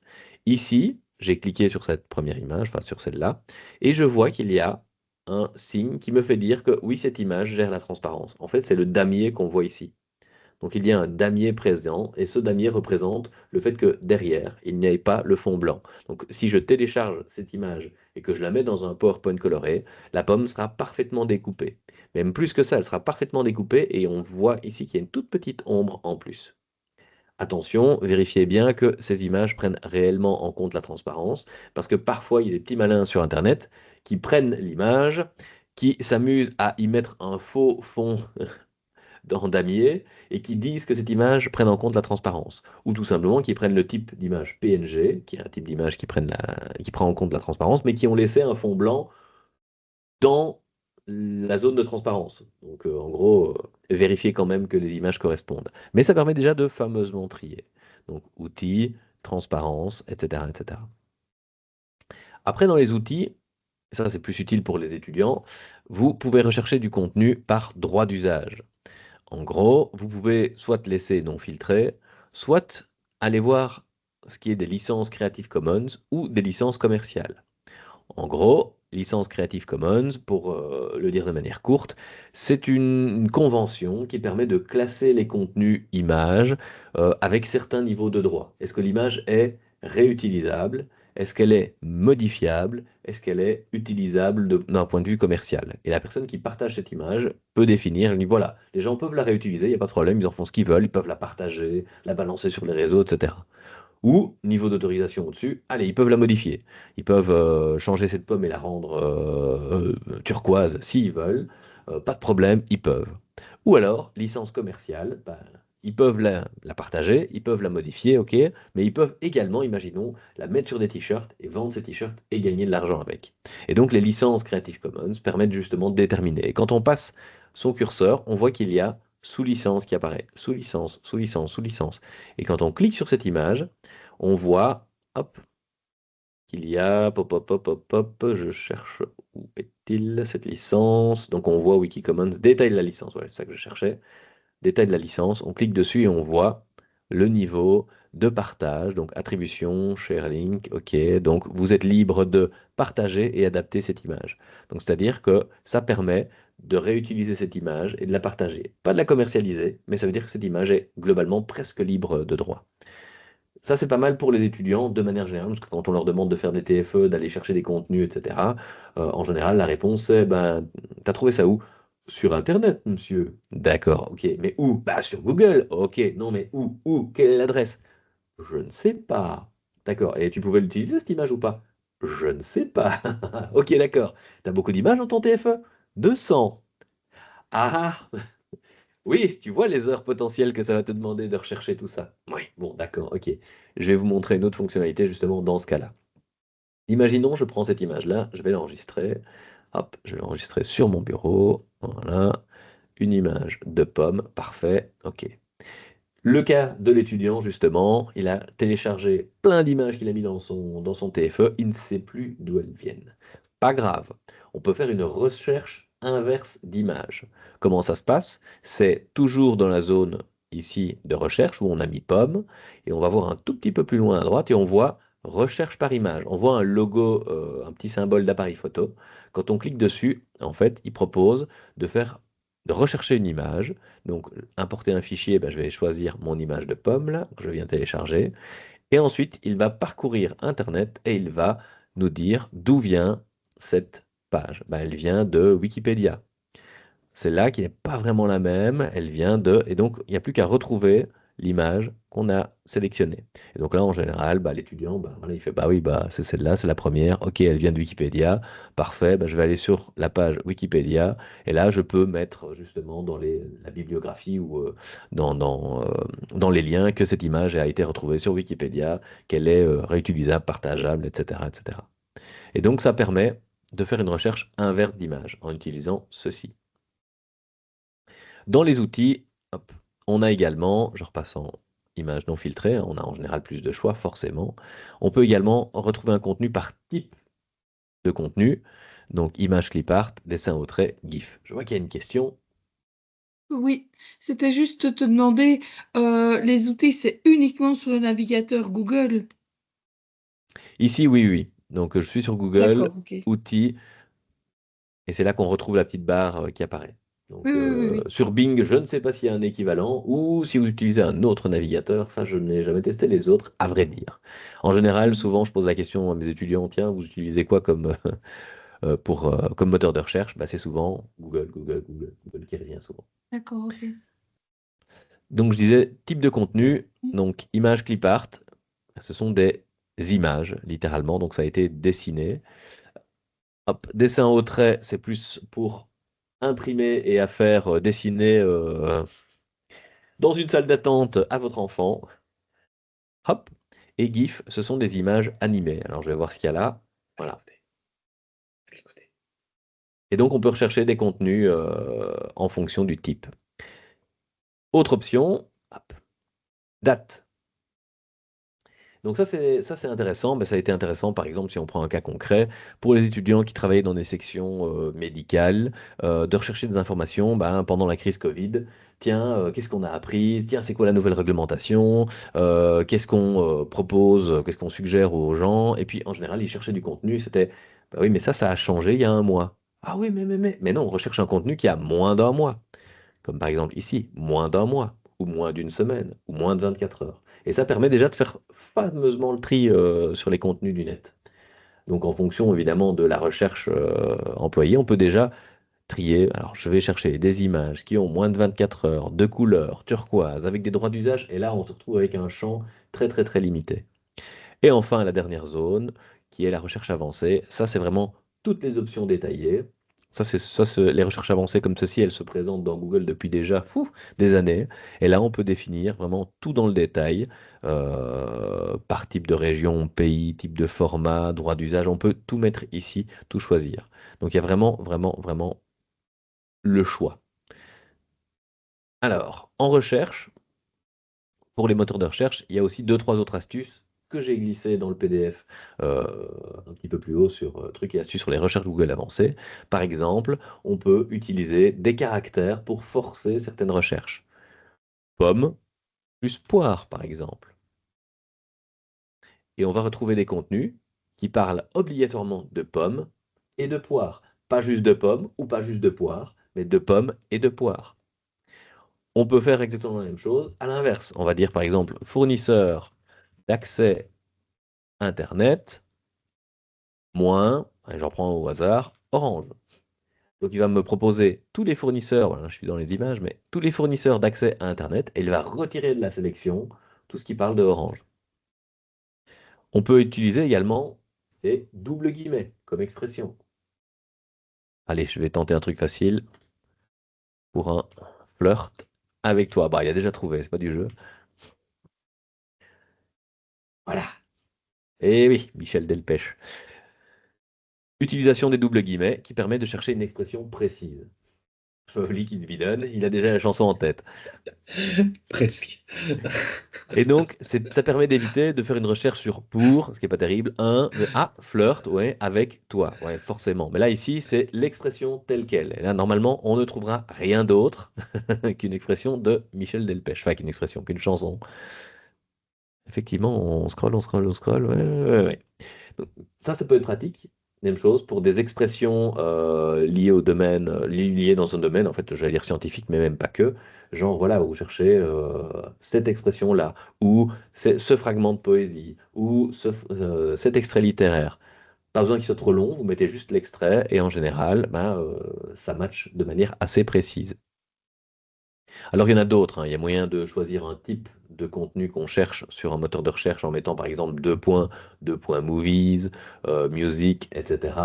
Il y a l'utilisation également de la petite vaguelette, le tilde, la petite vaguelette qui permet en fait de faire une recherche étendue, donc pas seulement le mot, mais d'autres synonymes et un champ de recherche relativement proche. Enfin, je vous ai pas tout mis, mais il y a un document PDF qui vous liste justement quelques petits caractères.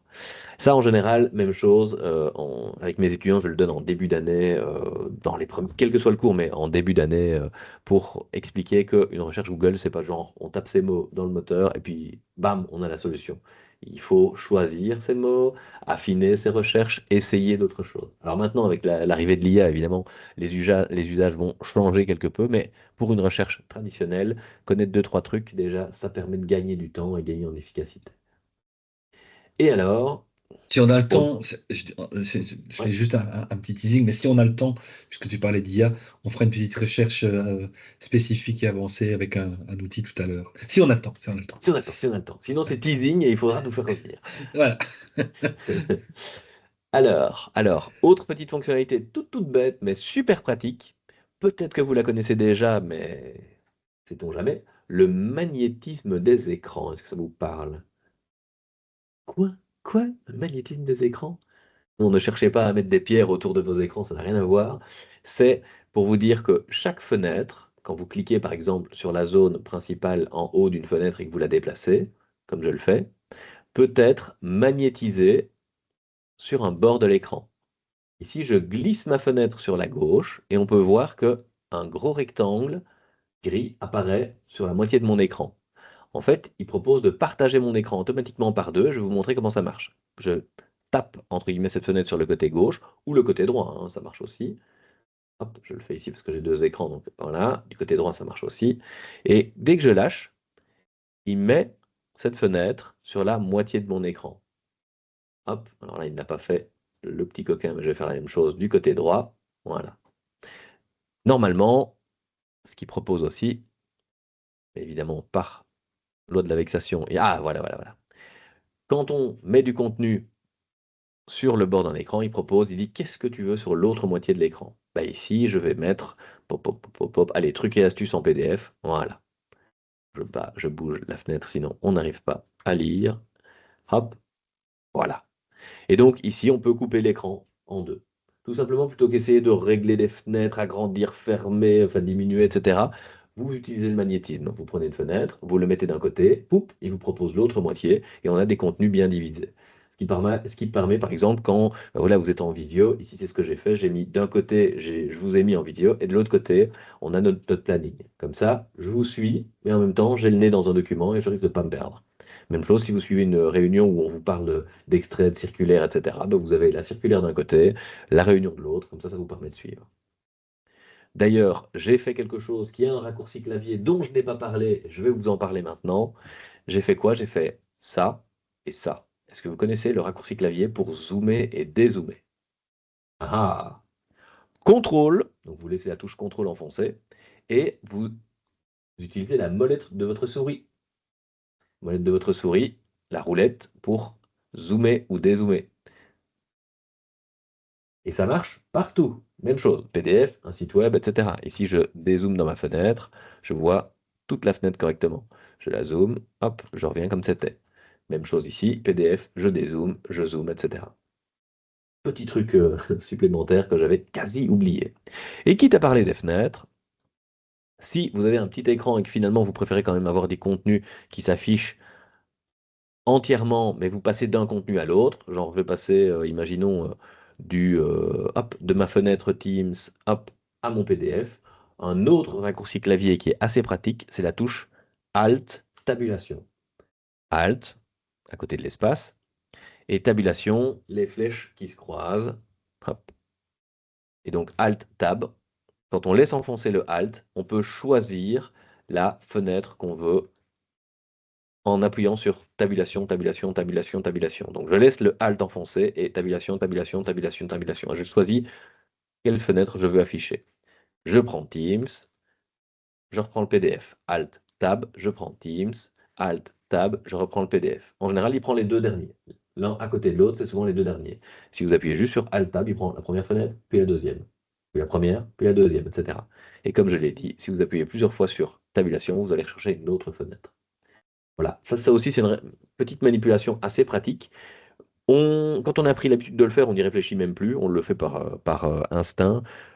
Pratique, même chose quand on donne cours et qu'on projette le contenu sur un TBI. Moi, plutôt que de jouer avec des fenêtres, etc., je suis devant les étudiants, je dis, ben voilà, regardez, pour Excel, blablabla, blabla, Alt Tab, regardez dans mon document, il y a l'exercice. Je vous lance sur l'exercice. Monsieur, vous pouvez remontrer le fichier? Oui, bien sûr, hop, boum.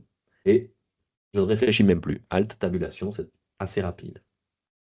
Ouais, c'est des raccourcis qui deviennent vraiment des automatismes, hein. C'est CTRL-C, CTRL-V, Alt-Tab, contrôle roulette, on n'y pense plus. On doit même parfois réfléchir, se dire: «Attends, c'était encore quoi cette fonctionnalité-là?» Ah oui, L'expliquer prend parfois plus de temps que de le faire tout à fait, mécaniquement. tout à fait, tout à fait.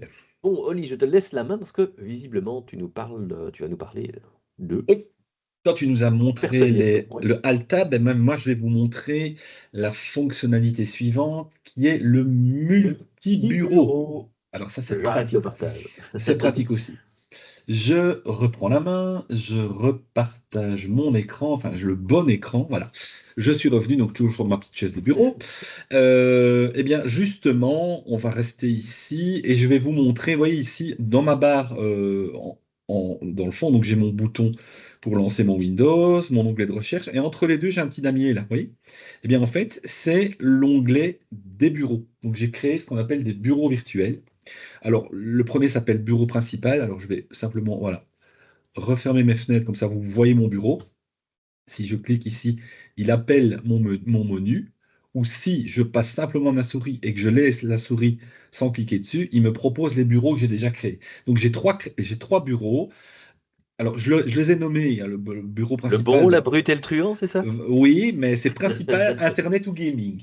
Mais sinon, oui, pour les différencier, pour savoir où je me retrouve, mais quand je veux aller sur internet, j'appelle Lee Van Cleef, et quand je veux jouer, j'appelle le truand. Donc c'est bien ça, le bon, la brute et le truand. Donc quand je travaille, c'est plutôt en mode le bon, n'est-ce pas, hein, bon côté des choses. L'avantage de ça, c'est que vous pouvez aussi euh, configurer vos bureaux. Alors par défaut, je pense que cette touche-là n'est pas toujours attachée non plus au Windows. Oui. Donc pour l'activer, il faut aller sur l'onglet paramètres, pardon, je vais y arriver. Dans paramètres, vous allez aller dans la personnalisation. Et dans la personnalisation, vous avez, je pense, c'est dans la barre de tâches. Et là, il y a au-dessus la possibilité d'activer les widgets. Oui, là, il y a en bas, ici, j'ai les widgets qui sont activés. Et si je clique, les widgets disparaissent. Même chose, si j'active le multibureau, enfin si je désactive le multibureau, il disparaît. Si je l'active, il apparaît. Et vient se caler entre la zone de recherche et ma suite d'icônes. Moi, j'ai pris l'habitude d'avoir en fait le multibureau. Pourquoi? Parce que ça m'arrive de lancer plusieurs activités en même temps sur mon ordinateur et de ne pas faire ça systématiquement dans les mêmes environnements. Donc, si je fais une recherche, par exemple, sur Internet, mais j'aurais plutôt tendance à la faire avec un autre, dans un autre environnement. Donc à ce moment-là, par exemple, je vais me mettre sur mon deuxième bureau ici et je vais relancer une fenêtre pour tout à fait autre chose, hein. Je pourrais faire un truc perso et aller chipoter sur mes profils, par exemple. J'en parlerai juste après. Voilà. Donc je vais laisser ça, oups, ouvert, peut-être réduire ma fenêtre pour qu'on voit bien quand je passe d'un bureau à l'autre. Voilà. Donc là, je suis sur mon deuxième bureau. Et puis, je vais recliquer ici et je vais repasser sur mon premier bureau. L'avantage de ça, c'est que justement, je vais faire du multitâche en créant autant de bureaux que j'ai besoin de lancer de tâches simultanées. Alors, vous pouvez faire ça sur à peu près n'importe quel ordinateur. Évidemment, comme il va lancer plusieurs tâches à la fois, mais ça va demander des ressources à l'ordinateur et ça va quelque part, entre guillemets, le ralentir sur d'autres tâches. Donc, il faut déjà avoir suffisamment de RAM et un processeur suffisamment puissant que pour pouvoir gérer le multibureau, mais c'est quand même relativement pratique et efficace. Une fois que vous avez ce petit onglet qui fait son apparition, et vous pouvez renommer vos pages. Donc, vous voyez ici, une fois que vous êtes dans le menu de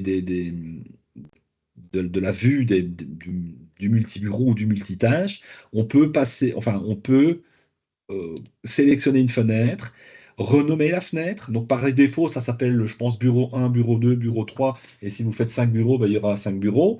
Moi, je leur ai donné des noms plus parlants pour savoir exactement où je me retrouvais. Et je peux aussi sélectionner un arrière-plan différent. C'est pour ça que quand j'appelle mon bouton, ben, vous voyez, j'ai le bon, la brute et le truand.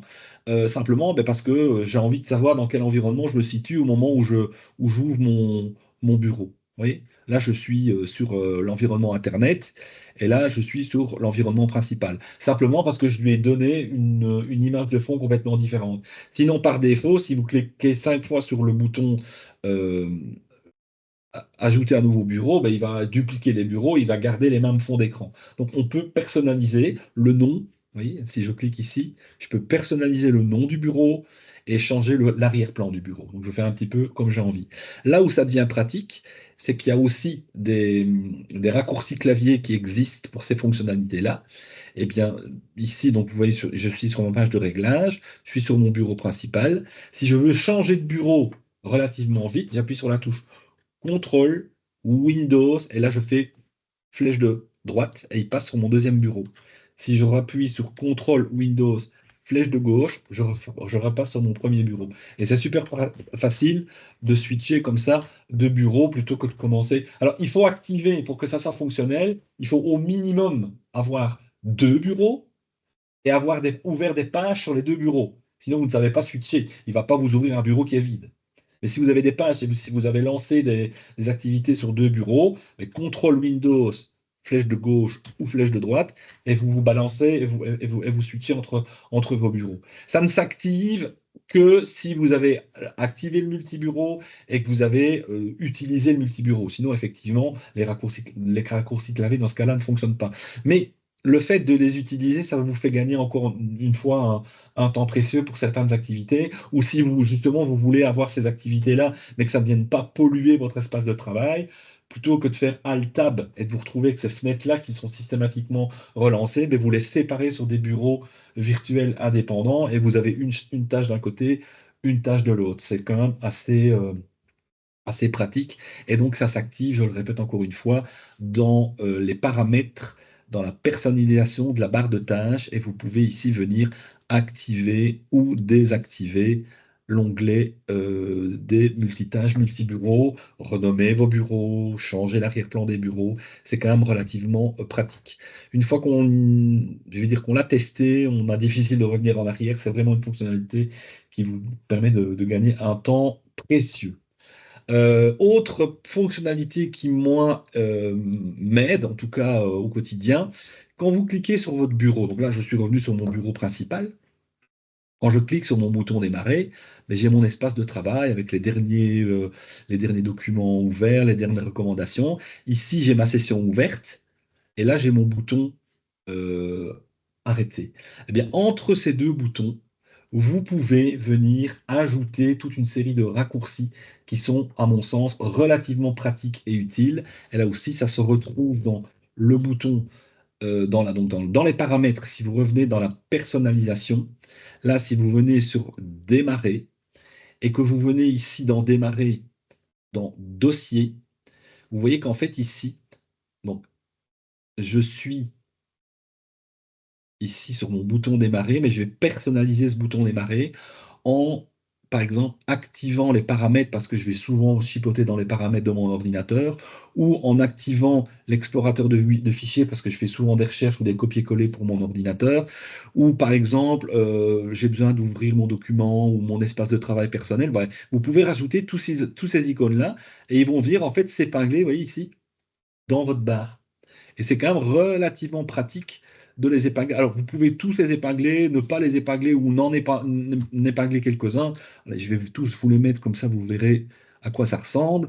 Mais voilà, vous pouvez avoir accès à votre dossier personnel, aux paramètres de réseau, à votre dossier vidéo, votre dossier image, votre dossier de musique, votre dossier téléchargement, et ainsi de suite. Une fois que vous avez tout coché, eh bien, vous vous retrouvez en fait avec les icônes qui sont ici en bas. Donc, si jamais vous avez besoin d'aller chercher un fichier que vous avez téléchargé, ben, plutôt que de commencer à cliquer sur démarrer dossier nanani nanana, ben, vous cliquez sur le bouton téléchargement et automatiquement, il m'a mis sur la mauvaise fenêtre, automatiquement le dossier s'ouvre. Il n'y a qu'un clic à faire. Simplement parce que je vais attacher ce raccourci à ma barre ici en dessous. Je trouve que c'est une personnalisation qui est quand même relativement pratique. Elle a fait son apparition sur Windows 11, elle n'existe pas, je pense, sur Windows 10, mais la plupart des machines maintenant sont quasi toutes passées pour la plupart en Windows 11, et je pense que c'était une option qui était utile d'être montrée, en tout cas pour la, gagner du temps, en tout cas pour la manipulation sur son ordinateur, c'est d'accéder très rapidement comme ça. Voilà, je vais ouvrir mon dossier. Évidemment, il me le met chaque fois sur mon autre bureau, mais je suis bien, vous voyez ici, j'ai cliqué sur téléchargement, j'ai bien ouvert. Alors, je vais faire la manipulation que Nico a montré tout à l'heure. Vous voyez, les fenêtres aimantées, et je pourrais très bien dire, ben voilà, dans mon dossier de téléchargement, aller chercher un fichier et le déplacer dans mon espace de travail à moi. Voilà, simplement. Sélectionner mes petites fenêtres, simplement ben là, en passant par ce petit bouton. Je trouve que c'est quand même relativement pratique et relativement facile. Une fois qu'on l'a épinglé, ben, clic-clac, on vient automatiquement ouvrir les bonnes fenêtres sans pour autant devoir aller cliquer sur bouton, démarrer, explorateur, nanani, nanana. Enfin, ça fait des manipulations inutiles, je trouve, alors qu'on peut tout mettre ici directement épinglé sur son espace sur son bureau. Euh, je vais revenir brièvement aussi sur le navigateur Windows, donc je vais le reprendre, parce qu'en fait, il faut savoir que le navigateur Windows, en règle générale, il n'y a pas beaucoup de gens qui utilisent Edge, et je trouve que justement le navigateur Windows est un petit peu sous-estimé. Bénédicte, tu as une question? Oui, juste un détail mais pratique, mais qui peut être quand même utile, c'est je ferme mon PC, mais j'ai plusieurs bureaux. Si je n'ai pas fermé mes fenêtres dans le bureau, que se passe-t-il? Elles vont se fermer automatiquement. Donc, quand Elles tu vont vas se fermer, mais est-ce que j'ai l'enregistrement automatique ou pas? Non.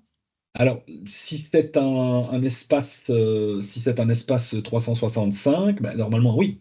Et au pire, si tu n'as pas enregistré, ben, tu as l'option pour pouvoir aller les récupérer maintenant. Oui, ça oui. Mais sinon, les fenêtres vont se fermer et quand tu vas relancer ton ordinateur, ben non, tu vas devoir réouvrir les fenêtres que tu avais lancées. Si tu éteins l'ordinateur, maintenant si tu le mets en veille, non. Donc si tu pars, par exemple, tu fais un Windows L, Ah, voilà, d'accord. là je viens de verrouiller. Alors, je l'ai fait, je vais me reconnecter. Voilà. Donc Windows L, tu quittes ton bureau, tu veux pas en fait que ton bureau soit visible par quelqu'un d'autre parce que tu as des données confidentielles. Mais tu te lèves, D'accord. tu vas juste chercher une tasse de café. Tu en as pour 30 Oui, secondes, mais tu veux pas qu'on voit ce qui se passe à ton écran. Eh ben, tu oui. t'enfonces la touche Windows. Tu appuies sur L et tu fais ce qu'on appelle un lock. Donc en fait, D'accord. Windows L pour fermer ton écran de bureau, et en D'accord. fait, ça va simplement refermer ta session. Tu vas revenir en fait sur l'écran d'accueil, là où tu vas devoir mettre ton login et ton mot de passe pour ouvrir ton ordinateur. Ah Tout oui, simplement. d'accord. Il y a quelqu'un qui arrive dans ton dos, tu as une conversation privée ou une conversation confidentielle, tu n'as pas le temps de réagir, tu n'as pas le temps de fermer ton écran, Windows L, clac, ça ferme ta session, on ne voit pas ce qui se passe. Très utile aussi D'accord. comme raccourci clavier. Windows L pour lock, pour faire verrouillage. Ça Mhm. ferme pas, absolument pas tes fenêtres, hein. Ça ne ferme D'accord, c'est ça. absolument rien sur ton ordinateur. Je le refais en live. Windows L, clac, enfin, ça verrouille ma Oui. session. D'ailleurs, on se parle toujours. Moi, tout ce que j'ai à l'écran, c'est mon écran de bienvenue avec l'heure. Si je fais Enter, il me demande mon mot de passe. Je mets mon mot de passe et je rentre dans ma session. Mais ça permet de laisser traîner, entre guillemets, quelques minutes ou quelques secondes ton ordinateur sans qu'on vienne pouvoir chipoter à tes dossiers.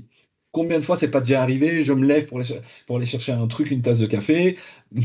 Un collègue passe, il dit ah, il a oublié de fermer son ordinateur. Et hop, il va m'ouvrir un site à la con ou mettre un message à la con à quelqu'un alors que j'étais pas Mhm. là. Mais voilà, oui, mais c'est de la sécurité. Curieusement, on a le même réflexe au bureau à Liège aussi. C'est un Voilà. petit jeu et celui qui n'a pas verrouillé, voilà. Mais moi, c'est un malin plaisir. Si tu laisses ton ordinateur allumé, moi, je vais aller te faire une crasse, une biestrie, mais je vais aller te faire une crasse sur ton PC. Parce que tu n'as Oui. pas eu les bons gestes, tu n'as pas verrouillé ton ordinateur. Alors, je vais peut-être simplement faire un paint en dessinant un petit soleil, hein, mais Oui. voilà. Je serais passé sur ton ordinateur en disant attention, tu n'as pas verrouillé ton PC. Ben, Windows L, ça D'accord. verrouille ta session. Voilà, Et alors, une petite autre, parce que tu parenthèse. as parlé tantôt, mettre en veille ou éteindre ton ordinateur. Moi, par principe, j'éteins toujours mon ordinateur. Quel est l'avantage des uns et des autres? Enfin, de Ben, l'un ou de si l'autre. tu éteins l'ordinateur, tu fermes absolument tous les logiciels qui sont ouverts. Si tu le Oui. mets en veille, les sessions de travail et les documents restent en attente. Ils sont simplement en veille. C'est un peu comme si tu avais quitté trop longtemps ton bureau, tu es sorti, ben, la mise en veille s'active, tu repasses en mode veuillez mettre votre login et votre mot de passe, mais Oui. tous tes dossiers restent ouverts. Et tu reprends ton travail là où tu l'avais arrêté. Donc si tu dois D'accord. partir euh, à une réunion, mais par exemple, tu es au 5e étage, tu montes au 7e parce que voilà, tu as besoin d'aller euh, travailler avec des collègues, mais tu Oui. as besoin de ton ordinateur avec toi et tu as besoin que ton travail te suive, n'éteins pas ton ordinateur. Si c'est un portable, tu le refermes, du coup, il va se mettre en veille, Ah tu oui. montes au 7e, tu réouvres et toutes tes fenêtres réapparaissent. D'accord, ok. Mais ton ordinateur, lui, s'est mis en veille. Il va fermer tes fenêtres, il va ralentir l'utilisation, il va couper généralement l'affichage et il va couper aussi l'écran. Si c'est un disque dur, le disque dur oui, va ralentir, va se parquer pour éviter d'abîmer les données. Quoique maintenant, il n'y a quasi plus de disque dur dans les ordinateurs, mais c'est simplement des SSD, enfin bref. Mais le fait de refermer l'ordinateur, donc vraiment tu prends le clavier et l'écran et Oui. tu refermes, ça ne coupe pas l'ordinateur, ça le met simplement en veille. Tu D'accord. réouvres, ben, ton ordinateur boum, sort de la veille, quoi. C'est un peu D'accord. comme si tu allais coucher, et puis pouf, tu te réveilles, ben, voilà, Mhm. t'es reparti, quoi. Tu as fait ta petite D'accord. sieste, l'ordinateur, il a fait sa petite sieste, tout Mhm. simplement. Oui, mais Voilà. est-ce que c'est important de le fermer tous les jours? C'est parce que j'ai une collègue, par exemple, Oui. j'ai plusieurs collègues. Moi, c'est une habitude, je ferme mon ordinateur tous les jours. Éteindre, je le ferme tous les jours, oui. Maintenant, ça Oui. m'arrive de l'oublier le lendemain matin, de me rendre compte, ah zut, il est resté en veille prolongée. Parce qu'il va se passer, c'est que ta batterie va se vider un peu plus vite, tout simplement. Oui, c'est ça. C'est parce que moi, j'ai une collègue qui, par principe, n'éteint jamais son ordinateur. Ben, il faut Elle au travaille moins avec le plusieurs relancer une fois de bureaux. temps en temps parce que voilà, il va faire une réindexation des fichiers. Mais de C'est toute ça. façon, l'ordinateur, si tu le laisses faire, il va faire des mises à jour de sécurité. Ou alors, de son propre chef, elle arrête ses mises à jour et là, c'est embêtant. Mais normalement, l'ordinateur, Non. il va de lui-même redémarrer quand il y a une mise à jour importante à faire. Ou il va te demander D'accord. ton avis en disant, voilà, je dois redémarrer parce qu'il y a une mise à jour qui doit être appliquée. Ben, si tu fais OK, ben hop, il va se relancer. Mais au moins, il a été éteint et rallumé. Oui, c'est ça. Ok, Oui, ça va. ça, faut le faire. Il faut le faire de toute façon. D'accord. Voilà. Merci. Je t'en prie. Qu'est-ce que je disais? J'ai perdu mes jeunes. Oui. Je voulais revenir sur les navigateurs rapidement de Microsoft. Pourquoi? Parce que on a tendance à ne pas utiliser Edge pour installer un autre navigateur comme Chrome, par exemple. Ben, il faut savoir que Edge, je vais quand même le montrer, mais Edge, à la base, le noyau de Edge, c'est Chrome. Donc, Microsoft travaille sur un noyau Chromium. Donc, le navigateur de Microsoft, ben, quelque part, le noyau, c'est pas Microsoft, c'est Google.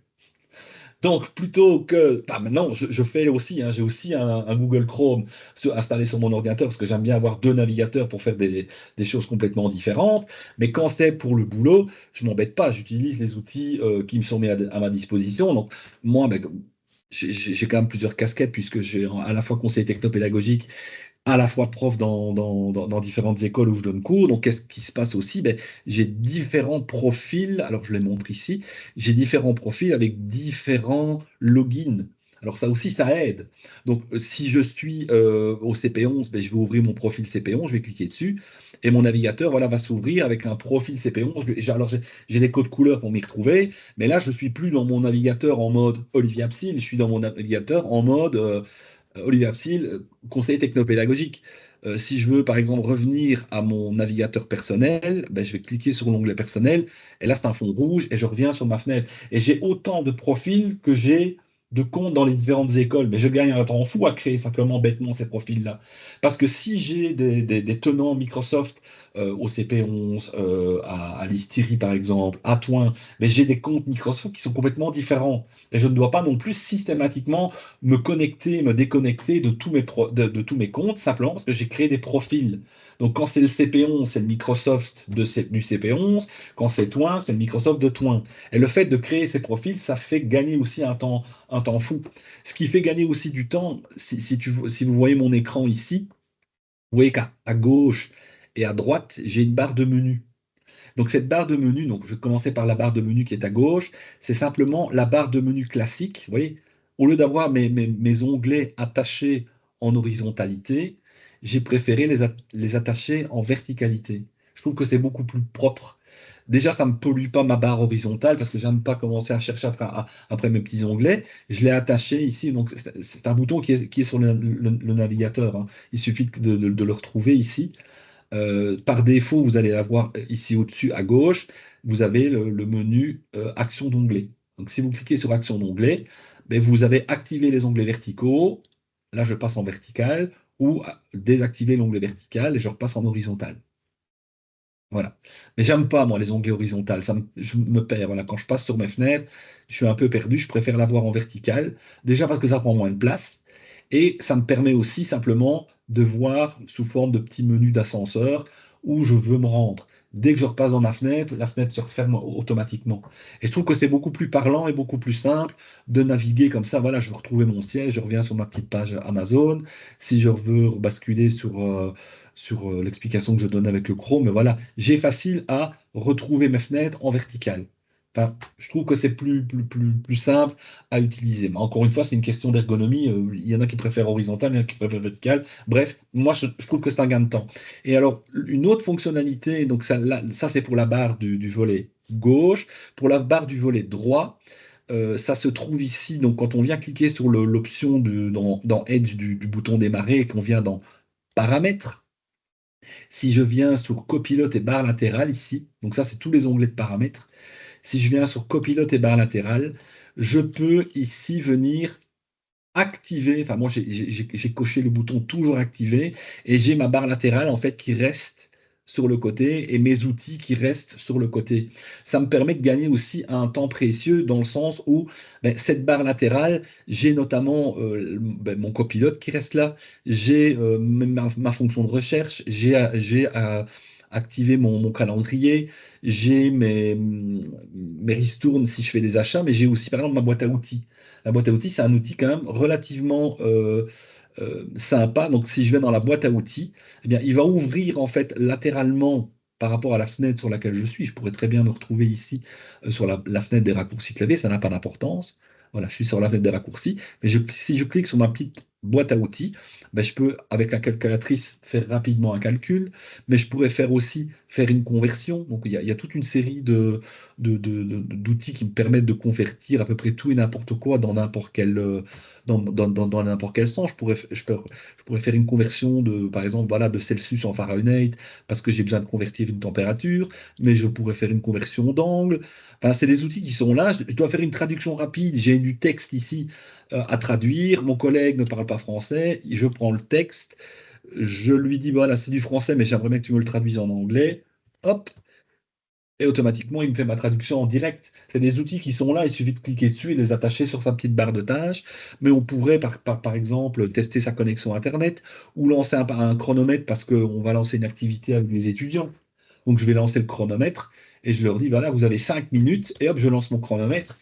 Et mes étudiants font leur petit exercice pendant 5 minutes et quand j'ai fini, ben boum, j'arrête mon chronomètre. C'est des petites fonctionnalités, c'est des petits outils qui sont là dans le navigateur, qui sont à disposition et qu'on peut facilement utiliser et épingler dans la barre latérale.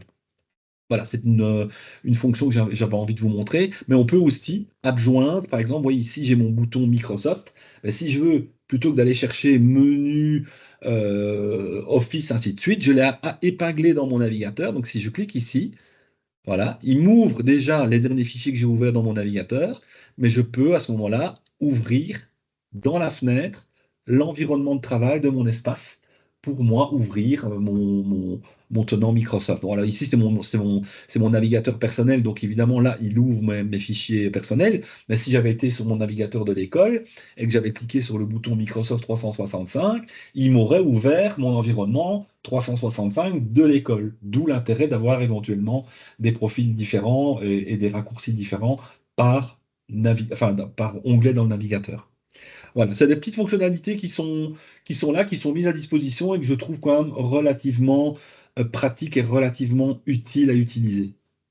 Donc, c'est les ondes. Oui, Olivier, excuse-moi d'interrompre. oui. Donc, autant j'ai compris que ouvrir toutes tes fenêtres au-dessus de façon horizontale, tu savais le faire facilement à gauche. À droite, comment est-ce que tu fais ça? Comment est-ce que Alors, tu mets tous tes onglets à droite? alors ici, tu vois, donc là, J'ai- je suis dans le navigateur. Je vais le refermer complètement. Voilà, je vais D'accord, quitter. Je referme tous les navigateurs. Ici, je vais d'accord. cliquer sur le navigateur. Voilà, le navigateur s'ouvre. Je le mets en pleine Oui, page. oui, Je suis sur mon espace personnel. oui, Ça ne change rien. Ici, sur les oui. trois petits points, Ah, voilà. dans les paramètres, Oui, donc là, je suis sur la page de paramètres du navigateur. Il y a un oui. bouton ici dans l'onglet paramètres qui s'appelle copilote et barre latérale. D'accord. Et automatiquement, ça se mettra à droite, ça alors? Alors, non, par défaut, il est Ah, désactivé. Là, j'ai cliqué sur activer. Donc, d'accord. tu peux aussi faire en sorte qu'il soit masqué, tu vois. Là, il est Oui, masqué. Je dois cliquer sur le bouton pour l'ouvrir. Mais moi, je d'accord, préfère ok. l'avoir toujours visible. Donc, je fais toujours visible. Et D'accord, à ce oui, moment-là, si je ferme ma fenêtre, ben, mon bandeau reste ouvert. L'avantage, d'accord. c'est que tu vois ici, le bandeau, ben, évidemment, je suis venu lui ajouter toute une série de petits Oui, onglets parce que ce sont des onglets avec lesquels j'ai l'habitude de travailler. Par défaut, d'accord. il y en a qu'un. Il y a celui du copilote et la recherche, je crois. Mais si tu cliques sur le petit plus, tu Oui, vois, tu peux venir attacher ici toute une série d'onglets qui te sont utiles et que tu voudrais lancer en automatique. À ce moment-là, par exemple, bah alors, moi, je vais dérouler, voilà, au niveau de l'espace éducation, j'ai envie de, je sais pas moi, j'ai envie allez. de rajouter X, par exemple, Pix. oui. Voilà, ben, Pix fait son apparition. Si je veux qu'il D'accord. reste épinglé, je Oui. prends l'onglet et je le remonte d'un rang pour qu'il vienne se mettre, tu vois, au-dessus de la petite barre. Ah oui, Il c'est y a une ça. petite barre. Là, quand je ferme, maintenant, le Pix Oui. reste attaché. S'il est en D'accord, ok. dessous de la petite barre, il va Mm. s'ouvrir une fois et quand tu as fini, il va disparaître. Ah, Mais d'accord, si ok. c'est un outil que tu veux utiliser au long cours, eh bien, une fois que tu l'as ouvert et activé, tu viens le glisser au-dessus dans la petite barre. Comme ça, quand tu vas cliquer, ben, c'est automatiquement Pix qui va s'ouvrir.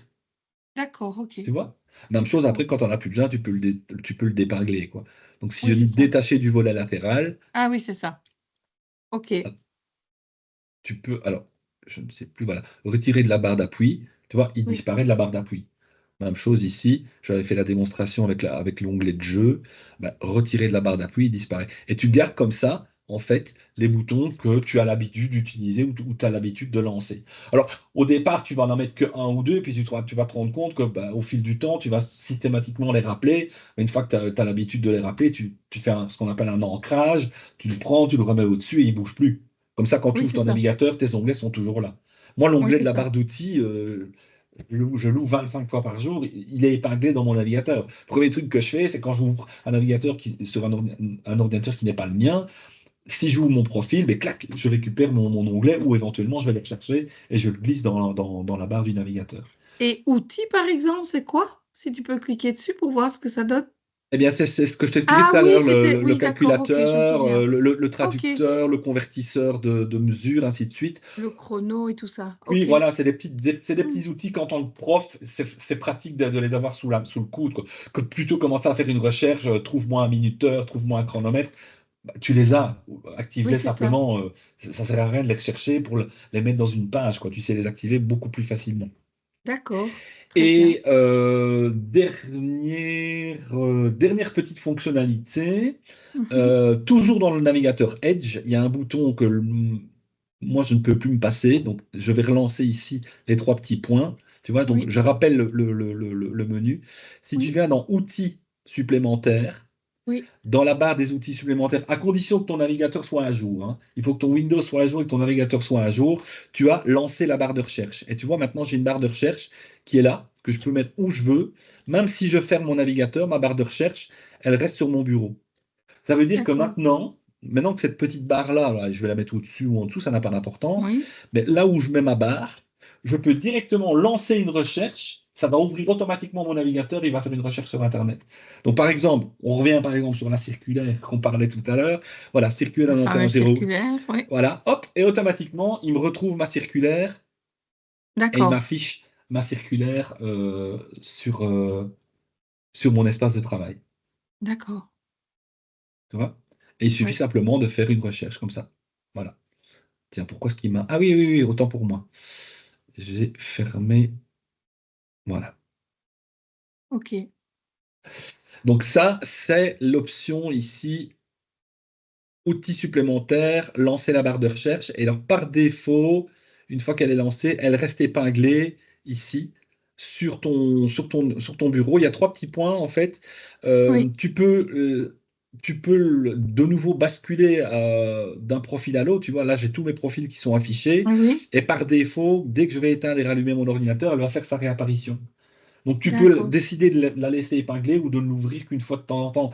Mais une fois que tu l'auras testé, une fois que tu l'auras utilisé, tu vas voir que tu pourras plus t'en passer. Donc, moi, le premier truc, quand j'allume mon ordinateur, boum, j'ai ma barre de recherche qui s'affiche. Si j'ai une recherche à faire, je lance directement la recherche. Qu'est-ce qu'il fait? C'est lui qui va ouvrir le navigateur et qui va Mhm. me donner la solution de ma recherche, quoi. Là aussi, je gagne du temps. Je ne dois pas cliquer simplement sur mon navigateur pour faire une recherche. Mon bandeau est là, sur mon espace de travail. J'ai ma barre de recherche, tout simplement. D'accord. Ok.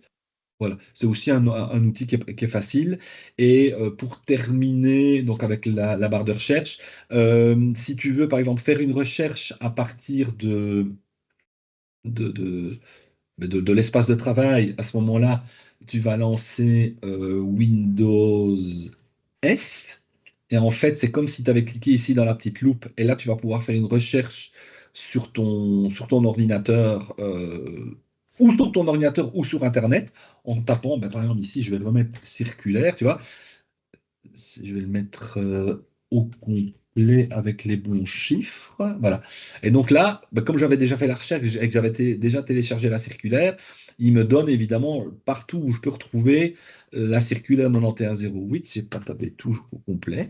Voilà. Et là, ben, comme je l'avais déjà téléchargé, je peux retrouver facilement l'endroit où j'ai stocké, où j'ai copié ou dupliqué ma circulaire. Et ça, c'est pour faire une recherche aussi bien sur l'écosystème de Windows ou sur Internet. Si maintenant tu fais juste une recherche sur ton ordinateur à partir de l'explorateur, c'est pas Windows S, c'est Windows E.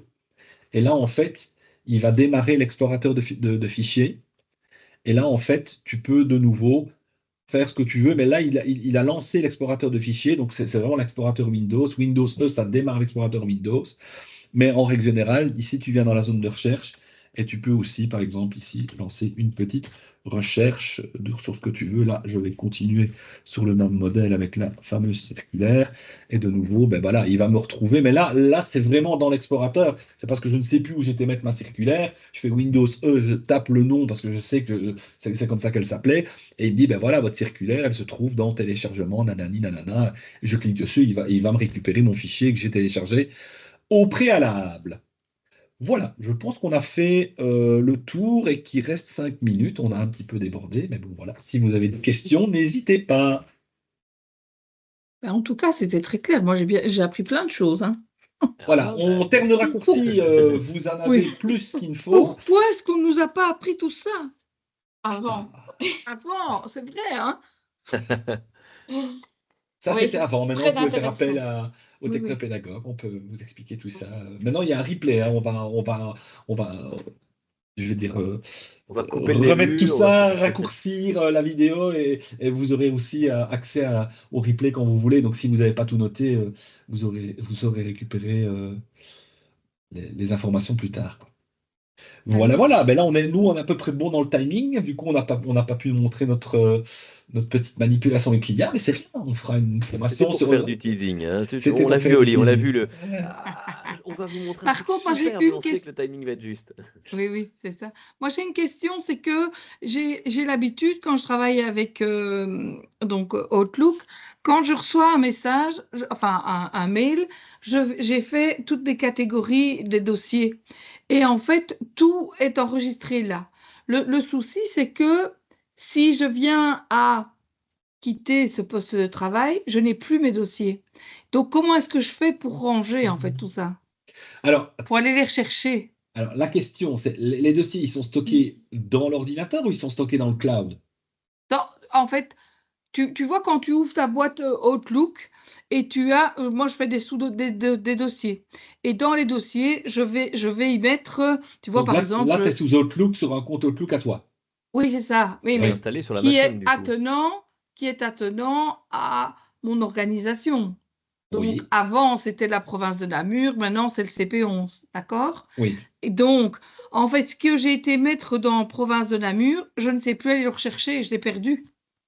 Ben, il faudrait que tu puisses récupérer ton compte province de Namur, ou en tout cas que tu puisses ouvrir ton compte province de Namur pour éventuellement basculer effectivement le dossier province de Namur vers le dossier CP11. Parce que oui, à ce moment-là, si tu n'as plus tes accès province de Namur, ben oui, fatalement, tu perds cet espace-là. Oui, c'est ça. Mais est-ce que c'est judicieux d'aller faire des rangements comme ça ou de plutôt les ranger dans des dossiers? Alors, Tu vois, dans le traitement des oui. mails, Mhm, mhm. moi, Mais oui, moi, oui, oui et non, mais alors à ce moment-là, oui, tu dois faire les considérer deux. que toi, Oui. Bénédicte Noël, tu dois avoir ton Mm. propre espace à toi pour si jamais ce cas se présente, tu puisses récupérer tes informations facilement. Donc moi, par exemple, Mm. je paye ma propre licence Microsoft 365 avec mon compte et mon cloud personnel. Donc les données importantes, je les mets de toute façon là-bas. Et si je sais qu'à un moment donné, je vais devoir quitter un poste ou rendre les accès de ce poste-là, bah, je duplique ou je transfère d'un poste à l'autre, mais j'ai toujours mes données qui me suivent. Comme Ah oui. j'ai, par exemple, pour ma société, un espace professionnel, bon, là, c'est pas du Microsoft, c'est du Dropbox, mais le raisonnement est le même. J'ai un cloud à moi auquel j'ai accès, et si jamais je dois quitter un poste pour un autre, ben, ce cloud-là, c'est moi qui le paye, c'est le mien, quoi. Et donc là, Ah oui, c'est ça. effectivement, j'ai un backup de mes données quelque part. Oui. Donc, Mhm. si toi, ton backup, c'était ton ancienne école, ben, Oui. moi, j'ai envie de dire, sonne à l'IT de l'ancienne école en disant, écoute, j'ai oublié quelques dossiers, j'en ai pas pour longtemps, tu veux pas me réouvrir mon accès, tu remets tes logins, tu remets tes mots de passe, tu ouvres deux fenêtres, deux profils, hein, par exemple, Oui. ou profil CP11, profil Namur, et tu prends tout Namur et pop, tu tapes tout dans CP11. D'accord. Mais OK. oui, effectivement, si tu n'as plus tes accès, là, c'est un peu la merde. Parce que tu Oui. quittes, tu quittes un environnement pour un autre. Et tout ce Oui, que c'est tu as mis ça. dans un environnement A ne te suit pas. Sauf si c'est Oui, à c'est toi. ça. Enfin, si c'est ton compte à toi. Mais là, c'est pas ton compte à toi, c'est un compte, comme tu dis, lié à un établissement. Oui, c'est ça. Mais qui est quand même à moi. Oui, oui, oui, oui, mais Et voilà. qui ne peuvent normalement pas ouvrir. Mais bon, voilà. Mais à ce moment-là, voilà, tu demandes à l'IT en disant, écoute, voilà, moi j'ai plein de dossiers super importants que j'ai laissés sur mon Mhm. profil à Namur, j'aimerais bien les récupérer. Ils vont te rendre tes accès, hein, bien échu. Oui, c'est ça. Voilà. D'accord. Mais Super. oui, là, c'est une demande à faire à l'IT de toute façon. Ça, c'est D'accord. au préalable. C'est un peu comme quand tu as comme quand tu as un smartphone et que tu viens mettre ton compte, tes images, tu dis voilà, voulez-vous synchroniser les images avec le téléphone? Oui, donc tu mets toutes tes images sur ton téléphone, mais si tu ne fais pas gaffe ou si tu ne le règles pas correctement, ben, soit tes images sont dans le téléphone, mais elles ne sont pas dans ton cloud ou dans ton espace Oui. personnel lié, ou justement, tu as mal lié et les images perso se retrouvent sur ton compte professionnel. Là, c'est plus emmerdant. Donc, si Oui, toutes c'est les ça. images de vacances se retrouvent au bureau, là, c'est plus emmerdant. Mais c'est la même philosophie à l'envers, mais c'est la même Oui, oui, c'est philosophie, ça. quoi. Ok, Voilà. très bien. Alors, j'espère que ça répond à ta question. Oui, oui, tout à fait. Très, très Allez, bien, merci. Merci beaucoup. je t'en prie. C'était très, très intéressant. Ben, Allez, merci. tant mieux. Oui, vraiment. C'est Oui. limite Merci. passionnant. C'est vraiment intéressant. Oui, Vraiment. c'est Merci. ça. On a l'impression au départ qu'on va perdre du temps, mais en fait, non, Pas du non. tout. On va en Non. gagner plein. Oui, en fait, vous Voilà. dépensez du temps pour Vous en dépensez gagner. du temps pour Oui, en voir c'est tout ça. ça. Voilà. C'est vraiment ça. Le but, hein, de notre cellule de manière générale, parce que, il y a beaucoup de collègues qui ont déjà vu des commerciaux vanter 1001 produits merveilleux, mais en général, les commerciaux, ils ne prennent pas le rapport. Combien de temps vas-tu dépenser pour combien en gagner au final?